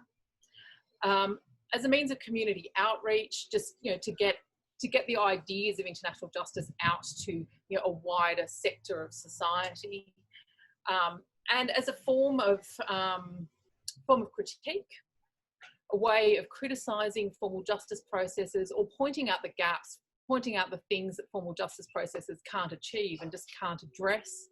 And lastly, as a form of political activism, and I'm going to come back to that idea in a moment. So what I do in this paper is have a look at how the arts community in Cambodia played each of those roles. And the conclusion that I come to is that although it's right to say that the ECCC's made some really important developments in including the arts in transitional justice processes, it was actually the arts community itself that made that possible. So while much of the literature and commentary has been on, wow, the court has done all these incredible things by including the arts, well, actually, most of that stuff was going on anyway. And the court has allowed greater funding and greater publicity of it. And it wouldn't have been able to do that if arts organisations and artists themselves weren't pursuing this agenda in the first place. So without that sort of previous work and activism, the ECCC was never going to be able to do what it ended up doing. So rather than talk about that in detail, I thought what might be more interesting to talk about is how I came to be doing that work. I've been going back and forth to Cambodia for more than a decade, since the beginning of the Duch trial, ostensibly to conduct research at the ECCC. Before I'd gone to Cambodia the first time, I'd done some work on forgiveness and apologies after atrocities. And what I wanted to look at in Cambodia was that those same issues, the role that apologies and forgiveness were playing in the transitional justice process. And this is hugely controversial in Cambodia, but also to look at the issue of reparations. That question of how or whether in fact you can have meaningful reparations for something as huge as what the Khmer Rouge did. Can you repair a society in which a third of the population were killed and in which every single citizen has been affected by the scale and nature of the atrocity committed? So for many, many years, I've been going back and forth on that question and writing various things about it. And over that time, I noticed that Phnom Penh had changed quite a lot. one of the things that I've noticed was, the springing up of little art galleries and collectives, the greater number of performances going on in music and theatre and dance, and so on. And part of, being in Cambodia for me has been about going and visiting galleries and going to these performances over many, many years. And as I noticed this sort of, rise of the arts in sort of society, in Phnom Penh, we have the rise of this really interesting conversation at the court about whether, in fact, the arts might provide a way of providing reparations. So reparations that might reach a large proportion of society, but while overcoming the fact that there wasn't any money, or there was very, very little money to provide other sorts of reparations. There wasn't a lot of money, for example, to provide compensation. That was ruled out straight away. So the people was trying to think creatively about what are some things that we can do that might be meaningful to victims and survivors, but that isn't going to cost a huge amount of money, to be really, really blunt about it. And the arts becomes, it's the centre of this conversation. So I decided that what I would do is I'd actually go and talk to some members of the arts community about what they saw as their contribution to repairing society, and in some cases their direct contribution to the reparations at the court. And out of this, I think, came a much bigger story about the importance of the arts themselves and about repairing the arts themselves in their place in Khmer society and in their role in things like educating the youth about the Khmer Rouge period and about human rights more broadly. So much of the focus on the arts in Cambodian transitional justice has been on things like outreach, the photographic exhibit at Tuol Sleng Prison that I have there, or memorialisation. This is the sculpture I was talking with Sue about before. And these things are, of course, really, really important. But what I wanted to look at is that other sort of less obvious side to this, and that's the connection between reviving the arts and human rights activism in Cambodia, because of course the arts and artists suffered horrifically under the Khmer Rouge period. And this work, I think, really taps into something that Sue was talking about regarding the right to culture. It speaks to the idea that the destruction of Khmer culture was a human rights violation in and of itself, quite aside from the very large number of artists who were killed and suffered human rights violations. So one of the things that I'm interested in the idea of reviving the arts as a response to human rights violations is that this is a very direct form of repair. It's one about actually making right what was wrong, repairing what was harmed.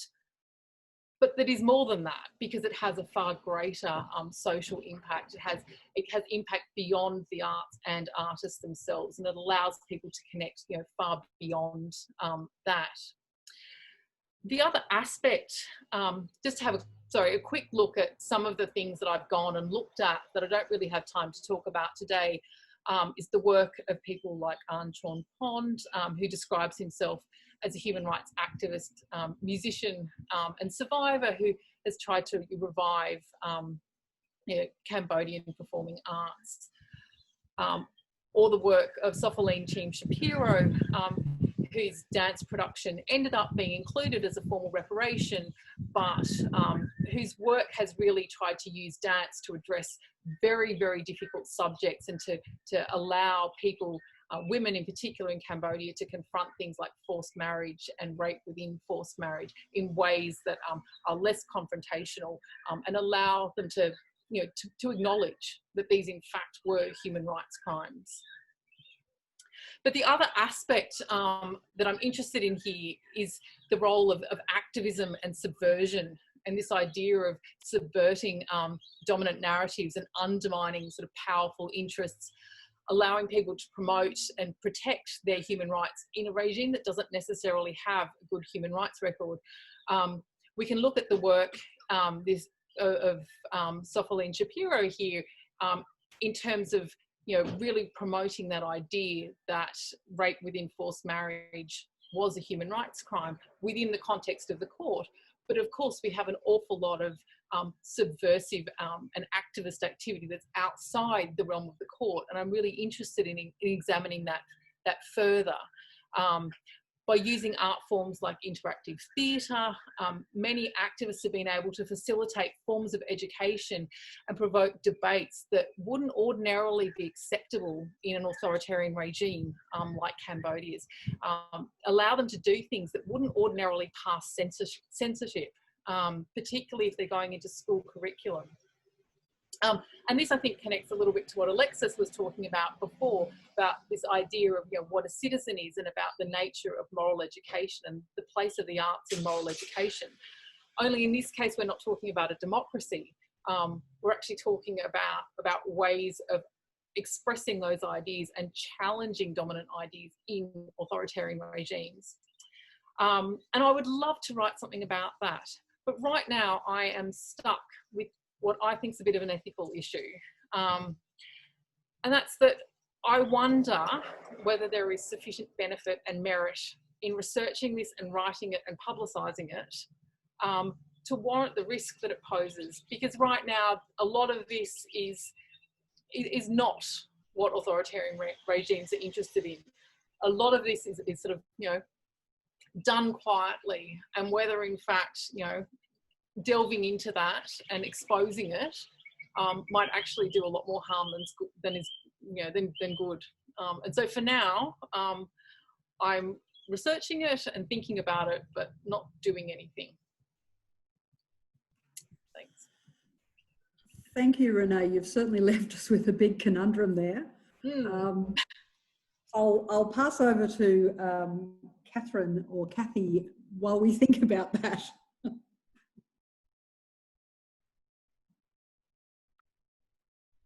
Thanks so much, Sarah, and thanks, Renee. It's so lovely to be in this session with you and the whole event. And I'd also like to acknowledge the traditional owners of the lands both where I am and where you all are, and pay my respects to elders past and present and those emerging as well. My offering's a pretty informal one. I actually thought I'd just like to share with you a couple of stories from my fieldwork in Cambodia over the past few years that illustrate how the traditional performing arts, music, storytelling, and theatre in particular, are helping to advance the cause of human rights there. So I've just shared with you in the chat box a photo, and I'd like to introduce you to this young man. His name is Pixarat. He's in his 30s, very passionate, leading the revitalisation of chupay, which is one of many Cambodian musical instruments and traditions that were nearly annihilated during the genocide. In fact, it's been recently inscribed onto UNESCO's list of cultural heritage in need of urgent safeguarding. So Sarat has one eye on ensuring the future of this tradition, but his other eye is quite squarely on issues of social justice and human rights. So he sings as he plays the chupay, and he improvises his lyrics. And through those lyrics, he educates particularly school children and youth, but also adults, about issues including land degradation, AIDS, the illegal ivory trade, and many others. And on one of my trips, Sarat told me how he'd just recently travelled out to one of the rural provinces in Cambodia to support villagers in their protests against illegal deforestation, which was stripping their lives and livelihoods bare.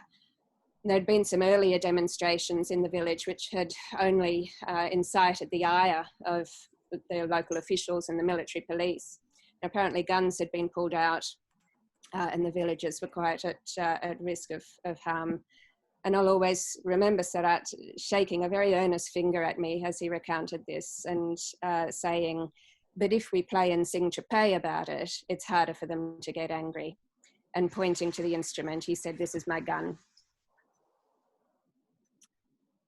My second story, and I'll just share with you the file.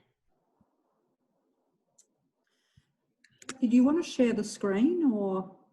Are you able to access the files? Just I've got various. Okay. You don't want to see the screen. I think if we click on it, we can. Oh yeah, download. Click and open. Picture open the download. My screen is a mess. So this second story is about a theatre work. So every week at the National Museum in Phnom Penh, some young performers of a traditional theatre form called Yike get together and recount for tourists and locals the tale of a farmer, which you see in the photo here. The farmer's name is Mak Tung. So Mak Tung's wife in the story is abducted by the son of the king. So in Cambodia, of course, as Renee implies, the work's themes of power and fairness and justice and authority, they're pretty sensitive ones. So Prime Minister Hun Sen, who's been ruling the country for over 30 years, effectively disbanded the opposition party, threatened the use of military force if the most recent general elections didn't go in his favour, and so on. Anyway, in the traditional version of this old folk tale, the king actually defends the actions of his son. But in this present day version, the director, who's a lady in her 40s or early 50s called Ladavan, she chose to discard the ending that she learnt over 40 years ago. And in her new version of the story, the king actually sides with the farmer in his quest for justice. So artistically, this is a very small difference, but socially, I feel it's momentous. It offers a new vision for Cambodia, one where the vulnerable and the disadvantaged, like the farmer, actually feel able to stand up for their rights, and those with power assume real responsibility for their actions. So cultural sociologist John Klammer argues that the performing arts help us to transcend social, economic and political limits by disrupting old stories and generating new ones. And in Cambodia, the creative arts are certainly offering new stories of a better Cambodia. And hopefully these couple of stories illustrate some ways in which the traditional performing arts can play their part in this, promoting democratic principles, helping to redress past wrongs, giving the disadvantaged and the disempowered a voice, providing a legitimate way to break silences, advancing peaceful conflict resolution, advancing causes of fairness and justice, and helping speak truth to power. And I could offer many other examples of creative projects in Cambodia that serve similar ends, and others like the complementary justice or transitional justice, memorialization, community outreach, and more, as Renee and also Sue and others have mentioned today. So when philosopher Martha Nussbaum argued about a decade ago now that the arts promote imagination and dialogue and ethical perspectives and a notion of citizenship that goes far beyond simply voting in elections, I feel that surely she was referring to the likes of stories like these two from Cambodia. And John Klammer argues that it's through the arts that the re-enchantment of the world might take place. And in Cambodia, I really see that happening in real time. So many Cambodian artists, I feel, are recognizing that the country's potential is at least as great as its challenges. And they're drawing on the performing arts as inspirational and visionary, accessible and instructive, socially and culturally relevant, non-confrontational tools to drive social change and to advance human rights. Back to you, Sarah. Thank you so much, Kathy and Renee. That's a very powerful tool, isn't it, to rewrite a story and to rewrite, you know, even things we've talked about earlier, like rewrite the song Delilah. Rewrite, and it's very a very powerful tool for transformation.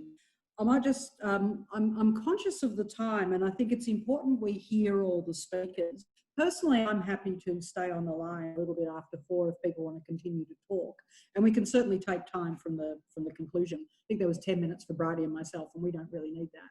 But I think it might be good. We've only got 2 more speakers. I think we should probably hand over to our last panel, and then maybe take all questions together for people who are here. Okay. So I might. I think Bridie, you were going to share the last, and so we could. I'll hand over to you. Well, as you can see, Charu is highly efficient. She's taken over the screen and is ready to go without further ado. So thank you, Charu, for reading our minds. It's my great pleasure to welcome Dr. Charu Mani, who's our Centre Manager at QCRC, but also an amazing researcher and super famous Carnatic singer. So you can Google her and see how famous she actually is, but an amazing thinker and writer and musician as well. So Charu, arts, health and human rights, take it away. Thanks, Bridie. Cheers, everyone. I'm really pleased to be here this morning.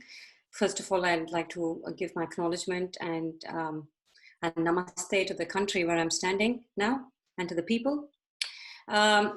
So I'm here to talk in the context of my recently awarded grant for the project called Sing to Connect. So the grant was from Logan City Council, and it is to work with mothers and mothers-to-be who are from culturally and linguistically diverse backgrounds, mainly refugees and migrants, and through singing. So this is the research question, if you will, that I'm trying to answer. And at the moment, this project is in the phase of workshopping and co-designing with midwives who work with the women and hearing out some of the initial concerns of the women before we proceed to actually start the singing. So some of the things that I've come up against in doing the literature review in relation to this project and also in talking to people is, yes, there is a great awareness of social determinants of health.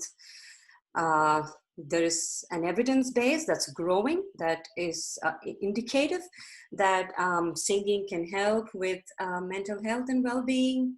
It can help women tackle postnatal depression, and in these communities, singing can foster belonging and inclusion, and like Naomi said, it can foster self-determination in these ethnic minorities. But in actually engaging with the communities, I found that there were systemic and small cogs in the wheel that were posing problems for them to actually gain access to what was being offered to them through this musical project. So here I was having an idea for 12 workshops, and there are women there waiting to get in touch with their voices and their cultures. So the idea is to sing songs and lullabies in their from their languages and get in touch with their cultures and belonging. So they're there, I'm here. In the middle, we have the COVID pandemic, and Logan is an area which is economically slightly set back, so they have entrenched disadvantage. And it's not surprising that the two cases that did come about are affiliated to that area, because naturally with economic disadvantage comes health disadvantages and therefore impediments to access. And I feel that many of these smaller cogs in the wheel that are impediments to access are issues for human rights to think about on very small levels. So I have two thoughts here for us to think about and unpack. So I'm trying to say that human rights and social determinants of health intersect at culture and language in the case of ethnic minority groups. And secondly, I'm trying to say, I'm thinking that culture, language and belonging intersect in song. And this has been, and the second statement has been substantiated in the work of Clint Bracknell and those who work with First Nations people and their rights to leisure and culture. So we do have demonstrations of that. But often we see culture and language spoken of as barriers. For instance, take this statement released a few days ago from the Federations of Ethnic Cultures in Australia and the RACGP. So they're saying that, the CALD communities have barriers to healthcare, and these include culture and language. And these affect health literacy and outcomes. So they're regarded as barriers, but they're also strengths. The same culture and language are the strengths that we want to cultivate in these groups. We want them to realize that they are bearers of great power and strength. And this comes across in the Article 27, where everyone's got the right to freely participate in culture. And all of these documents that, as people from law, you're more familiar with than I am. I had to do a quick search of the literature to come up with these things. But I do understand that these intersect somehow and speak to the problem at the center of it. And so I wonder, together, could we overcome barriers and unlock strengths in the health sphere? As practitioners who are working with communities and as people working for human rights, somehow this nexus should be able to lead us to some solutions. Before I sign off, just 1 minute, I would like to tell a few problems that I did come up against because I mentioned them. The first one was we thought of running these workshops online, but one of the women came up to me and said, I have access to an iPad or a phone that belongs to my father-in-law for half an hour a day. And when I do, I am not allowed to access data.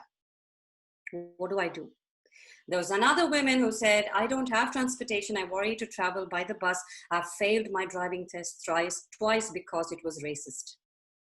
What do I do? So access to the workshops, access to the devices that could give them the workshops. So I was thinking, fine, I will subtitle some videos on well-being and breathing and send it to them on WhatsApp. Some of them can't read. That's the barrier to literacy. So are we now saying that in COVID, technology is a basic human right? I want to ask the question to you, people who are more experts in this field. So these questions are what I am currently confronted with as I am working towards making this project workable and seeing tangible benefits so that so the product that I'm offering through art connects with the need in society. Thanks very much for your time. Pleasure. Thank you very much, Charu. You've whizzed through an enormous amount of territory there, and I think from the really grounded example of your Sing to Connect project, you've raised a number of really important critical questions around accessibility and barriers and how this intersects with health as well as human rights. So thank you, Charu. You've given us lots to think about, and it's going to be really interesting to see how this project progresses and what this pandemic has thrown up in that context. So thank you. We've got all sorts of comments going through in the chat. I'm mindful of the time, and we might even get close to finishing on time if we keep pushing through. So thank you again, Charu. I'm now really pleased to introduce Kate Galloway, who I met recently through some fabulous Beacons discussions and discovered that we have lots in common and lots of shared areas of interest. And so, Kate, without further ado, you are our lucky last speaker. So you're very welcome. Take it away. Charu, if you could stop sharing your screen, that would be fabulous too.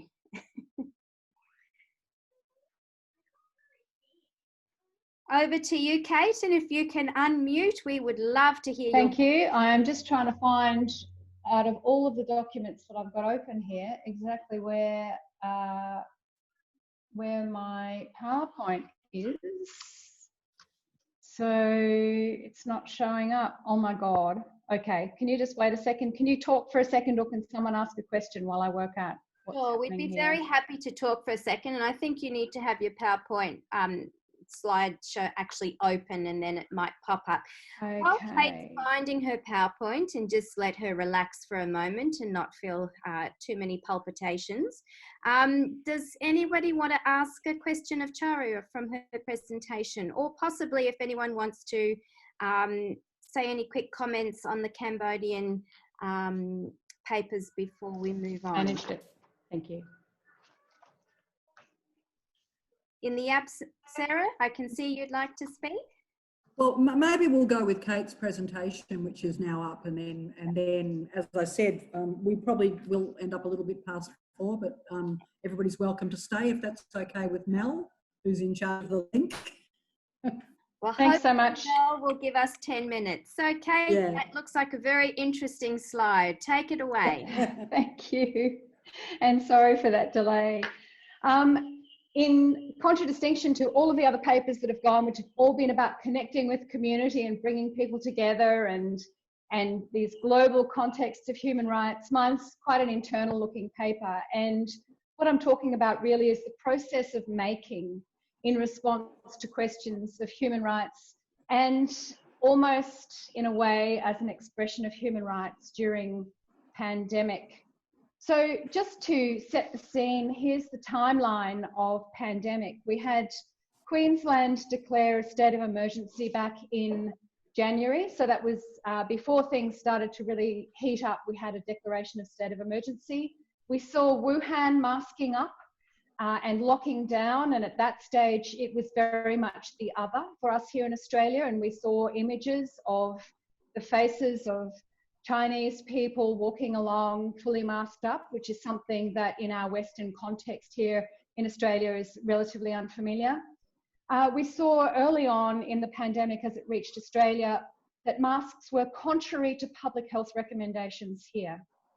Early on, we were told that they were in fact harmful, that they took up protective equipment, that there was no need for them and that we shouldn't wear them. We then saw the US mask debate emerge with the libertarian versus the liberal approach.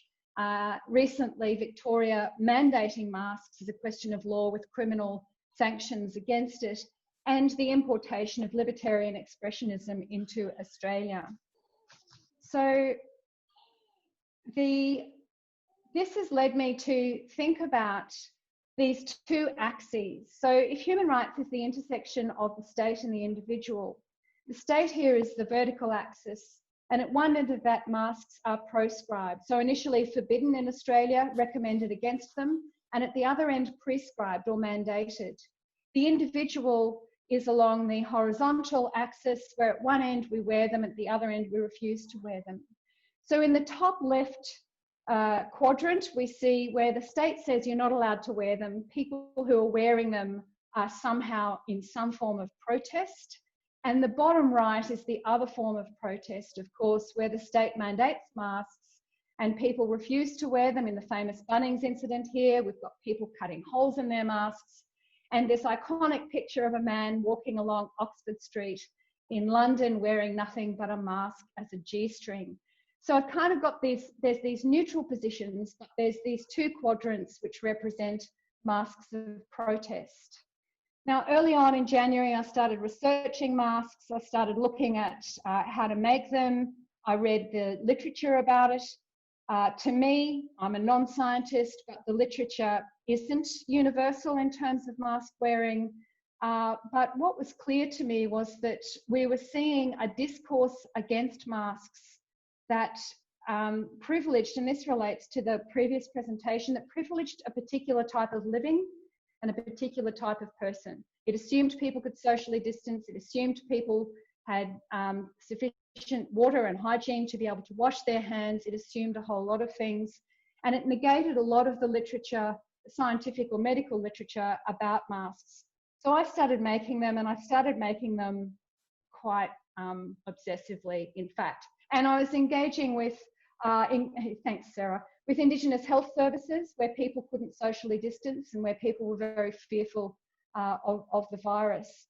And by April, it was really clear that the public health people were really dismissive of anyone who was wearing a mask. And I saw and was party to exchanges on Twitter where they were ridiculing people wearing masks. And this caused me to engage in what I felt at the time was just my little stand. And I just figured where there was power, there was resistance. And I doubled down on the mask making, and the masks that I was making were masks of protest. I was protesting against this uniformity of the public health messaging that I felt wasn't reaching enough people and that didn't give enough choice to us in making these decisions. So I made a mask for Sarah that she's wearing now. Is this communication political after a famous constitutional law case here in Australia? I was taken back to my youth, and I really wanted to wear something a bit punk, which accounts for the tartan mask with the big anarchist mark on it. So I was feeling really radical by this stage in my masks of protest. And of course, the government, meanwhile, the Prime Minister was having almost daily briefings in what a friend of mine was calling hashtag COVID campaigning. All the while, masks were on the outer. Then the app came in, the COVID Safe app, this kind of high-tech nirvana, this solution to the problem we're experiencing. So we're rejecting the low-tech stuff, 3-layer masks made by the middle-aged women in their homes across the country, and going for the high-tech fix, right? And I really felt that, and I wrote about this at the time, this idea of the COVID cyborg. We're extending ourselves into the realms of technology and having our personal data collected, talking about immunity passports. We're talking about this new potential for discrimination based on our immunity status. And a lot of this I felt was security theatre. This idea of, I feel that we're still going to be going into biometric testing via apps, taking our temperature, either allowing us into places or keeping us out. I feel that this is the new arena for discrimination, a real biopolitics. And this was sort of foreshadowed by the app, which I think is just the beginning of what we're going to see in terms of this. Thanks, Sarah. But at this stage also, we saw the Black Lives Matter. We saw human rights being impinged upon in terms of permits to protest.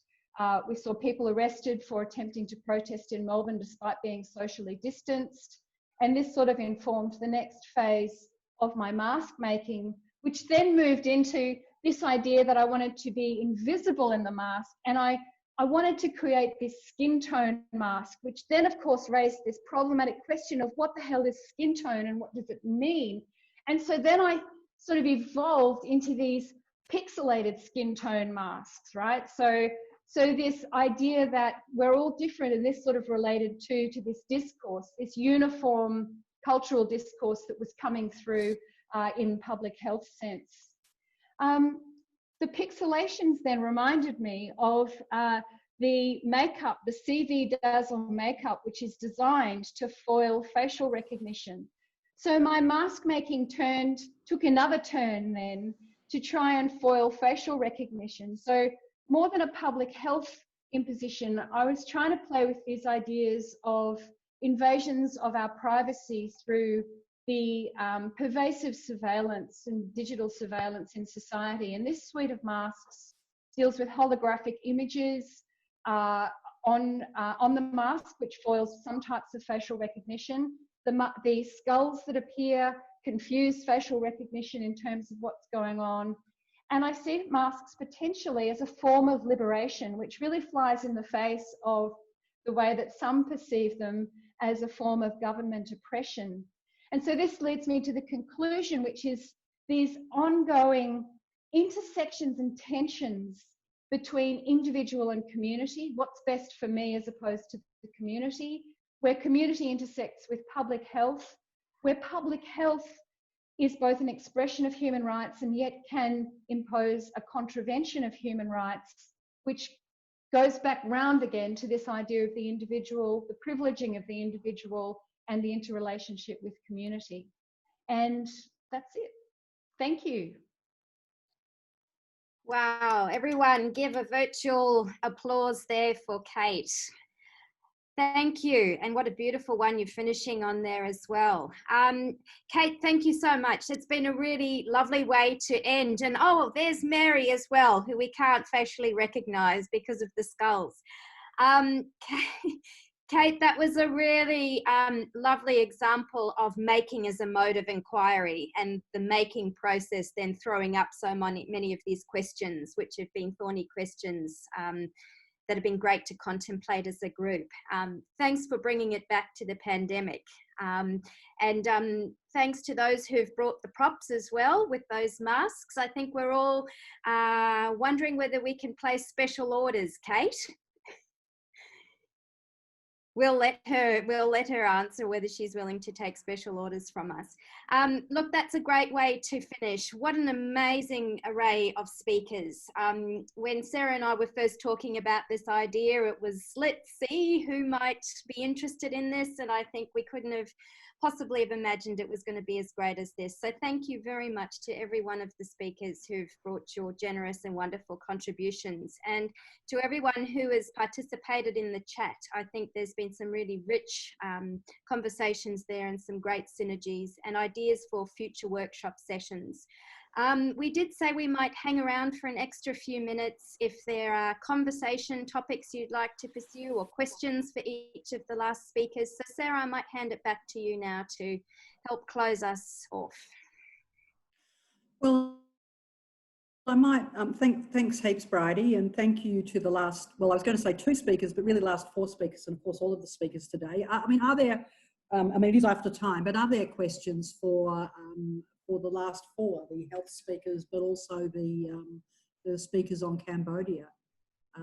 I've been reflecting a lot about Renee's ethical dilemma of publicising this subversive activity and whether that brings it out into the open and therefore might, you know, expose people to danger and somehow undermine what they're doing. In the chat, I suggested, well, obviously their choice depends. And Renee, you had a response to that. Maybe you could just expand upon it. That you know, if people are aware you're writing about it, I mean, they would be hyper aware of the dangers and whether. Oh yeah. Yeah, look, absolutely. And I think the issue with that, and I think you're right, that it has to come down to the people that are doing this work and what they want and what they understand their risks far more than I ever can. But I don't think you're ever going to get consistency on that. I don't think you're ever going to get consensus. I think different people working for different organisations and people with different levels of privilege and protection are going to have very, very different answers to the question that kind of mean that I think in the end it's something that I find interesting and it may become part of other work at some point, but I don't think it's ever going to be its own thing.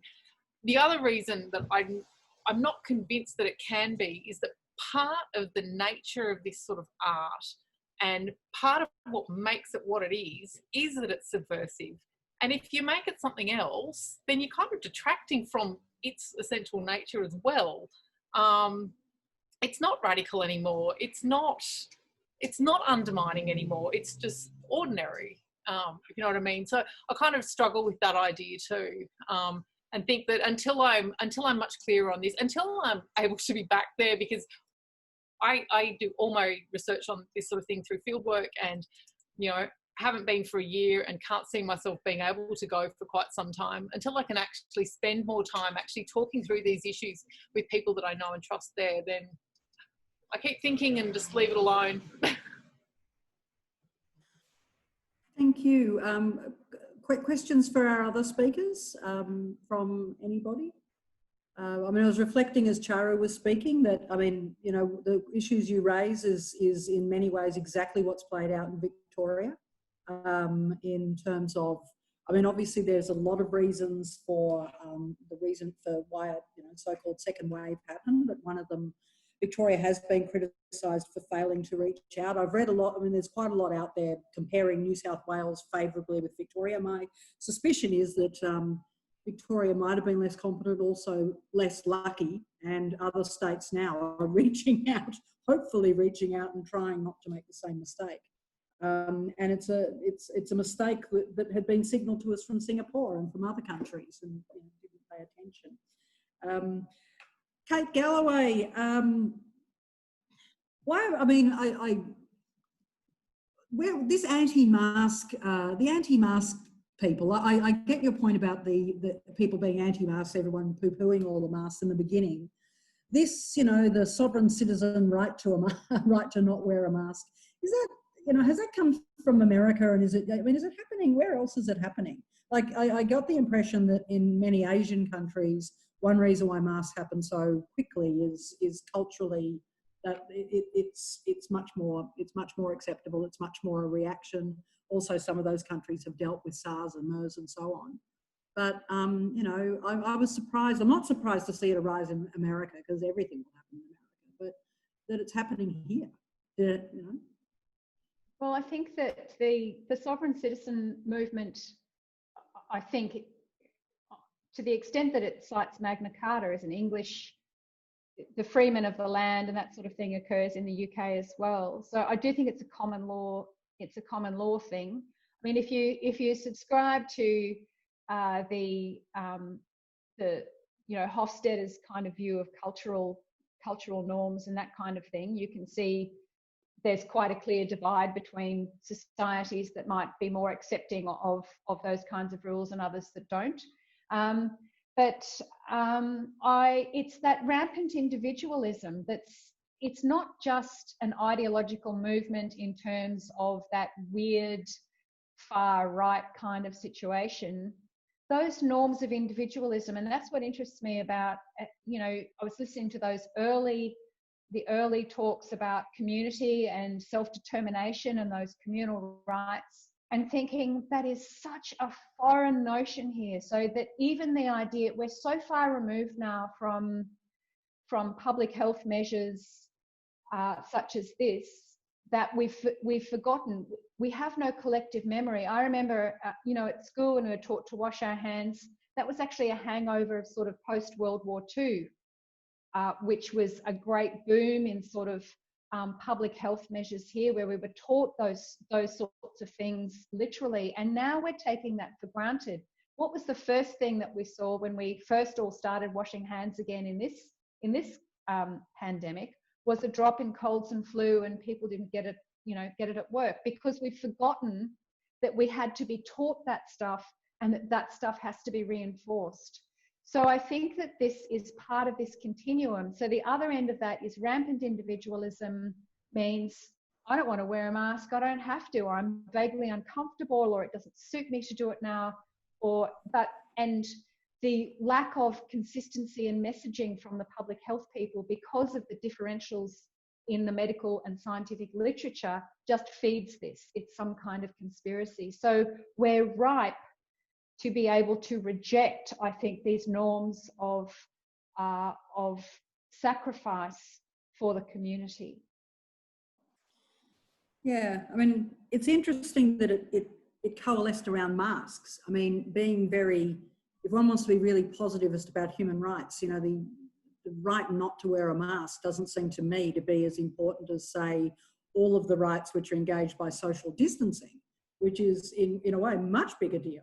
And sure, people have been breaking the rules there, but there hasn't been the same reaction of, oh, I'm going to hang out in my group of 5. And I'm going to... So I did some analysis, Sarah, of what masks are, and I've got 3 intersecting circles. I've got their health equipment, they're a garment, and they're a signifier. So that signifier level, or at the intersection of signifier and garment, I think is self-expression.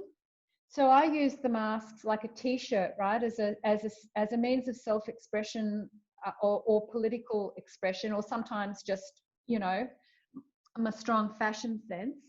But other people, I think, see that as a mask of their individualism. So that symbolism is actually, it hides something, and it prevents something, or it prevents them from that projection of self. The thing that fascinates me, though, is the intersection when I started thinking about, because I've been looking for a means of avoiding facial recognition technology for some time. And I sort of think, if you guys were genuine, you'd be going, yes, now we don't look like a freak when we go out. We can wear the mask and find a way to avoid the facial recognition technology, which is actually impinging on our human rights. You know, so I feel that there's a fundamental incongruity in terms of the expression of alleged human rights that's being breached by the sovereign citizen mob, when in fact I think masks are a blessed relief in terms of freeing me from the constraints of having people know who I am when I'm out and about. Okay, well, thank you. On that note, in the absence of any other questions or comments really for anybody or from anybody, I might draw proceedings to a close. We're only 15 minutes over time. I wanted to thank Bridie for a start for for the collaboration to bring this together, and also the Conservatorium Research Group, but also of course the LFC. Thank you, Mary and Nell, and everybody who's participated, particularly the speakers. I have to thank all of you. I was really thrilled at the response when I finally had the look on Monday, and it's a response that has come from a number of schools, so I think that's great. I think there does seem to be an appetite for this topic within Griffith amongst all of you and maybe more. And so I think we should try and keep some momentum going and maybe try and have some sort of other event before the end of the year. Maybe hopefully something actually live in some sort of venue. And then moving on, you know, obviously there are possibilities for, you know, other things moving forward, like, I don't know, a spotlight or a beacon, maybe a spotlight. Can I just ask, spotlights are not just this year, right? They're supposed to keep on going. Is that the idea? Okay. And I've been, you know, I mentioned it with Bridie. I think we wouldn't do it by the end of the year because the end of the year is actually not that far away, but maybe some sort of, you know, much larger conference, maybe involving, you know, people from overseas when they can finally come back and not go into a hotel. Or a compulsory hotel. But, you know, I think there's a lot of possibilities. If anybody would like to engage, obviously you've met each other in this forum. If anyone would, I'm happy to hear from anyone. I think Bridie is too. But I think we should, you know, continue to carry this forward. I think there's a lot of connections between the two topics. We've seen a lot of them today in the very rich presentations. So I think on that note, unless you've got something else to add, Bridie, that's probably all I've got to say. Just to add a thanks to you, Sarah, for your efforts in bringing all of this together. And how lucky are we that we've got you here now? Too bad, Monash. So I think this is such fertile ground, and from looking at the comments in the chat, there's a real appetite for us to continue these conversations. So thanks again to those who helped organise and make it happen. And Sarah, thanks so much for helping to curate what was a really interesting program with so many synergies and intersections and thought-provoking ideas for us to take forward. So thank you.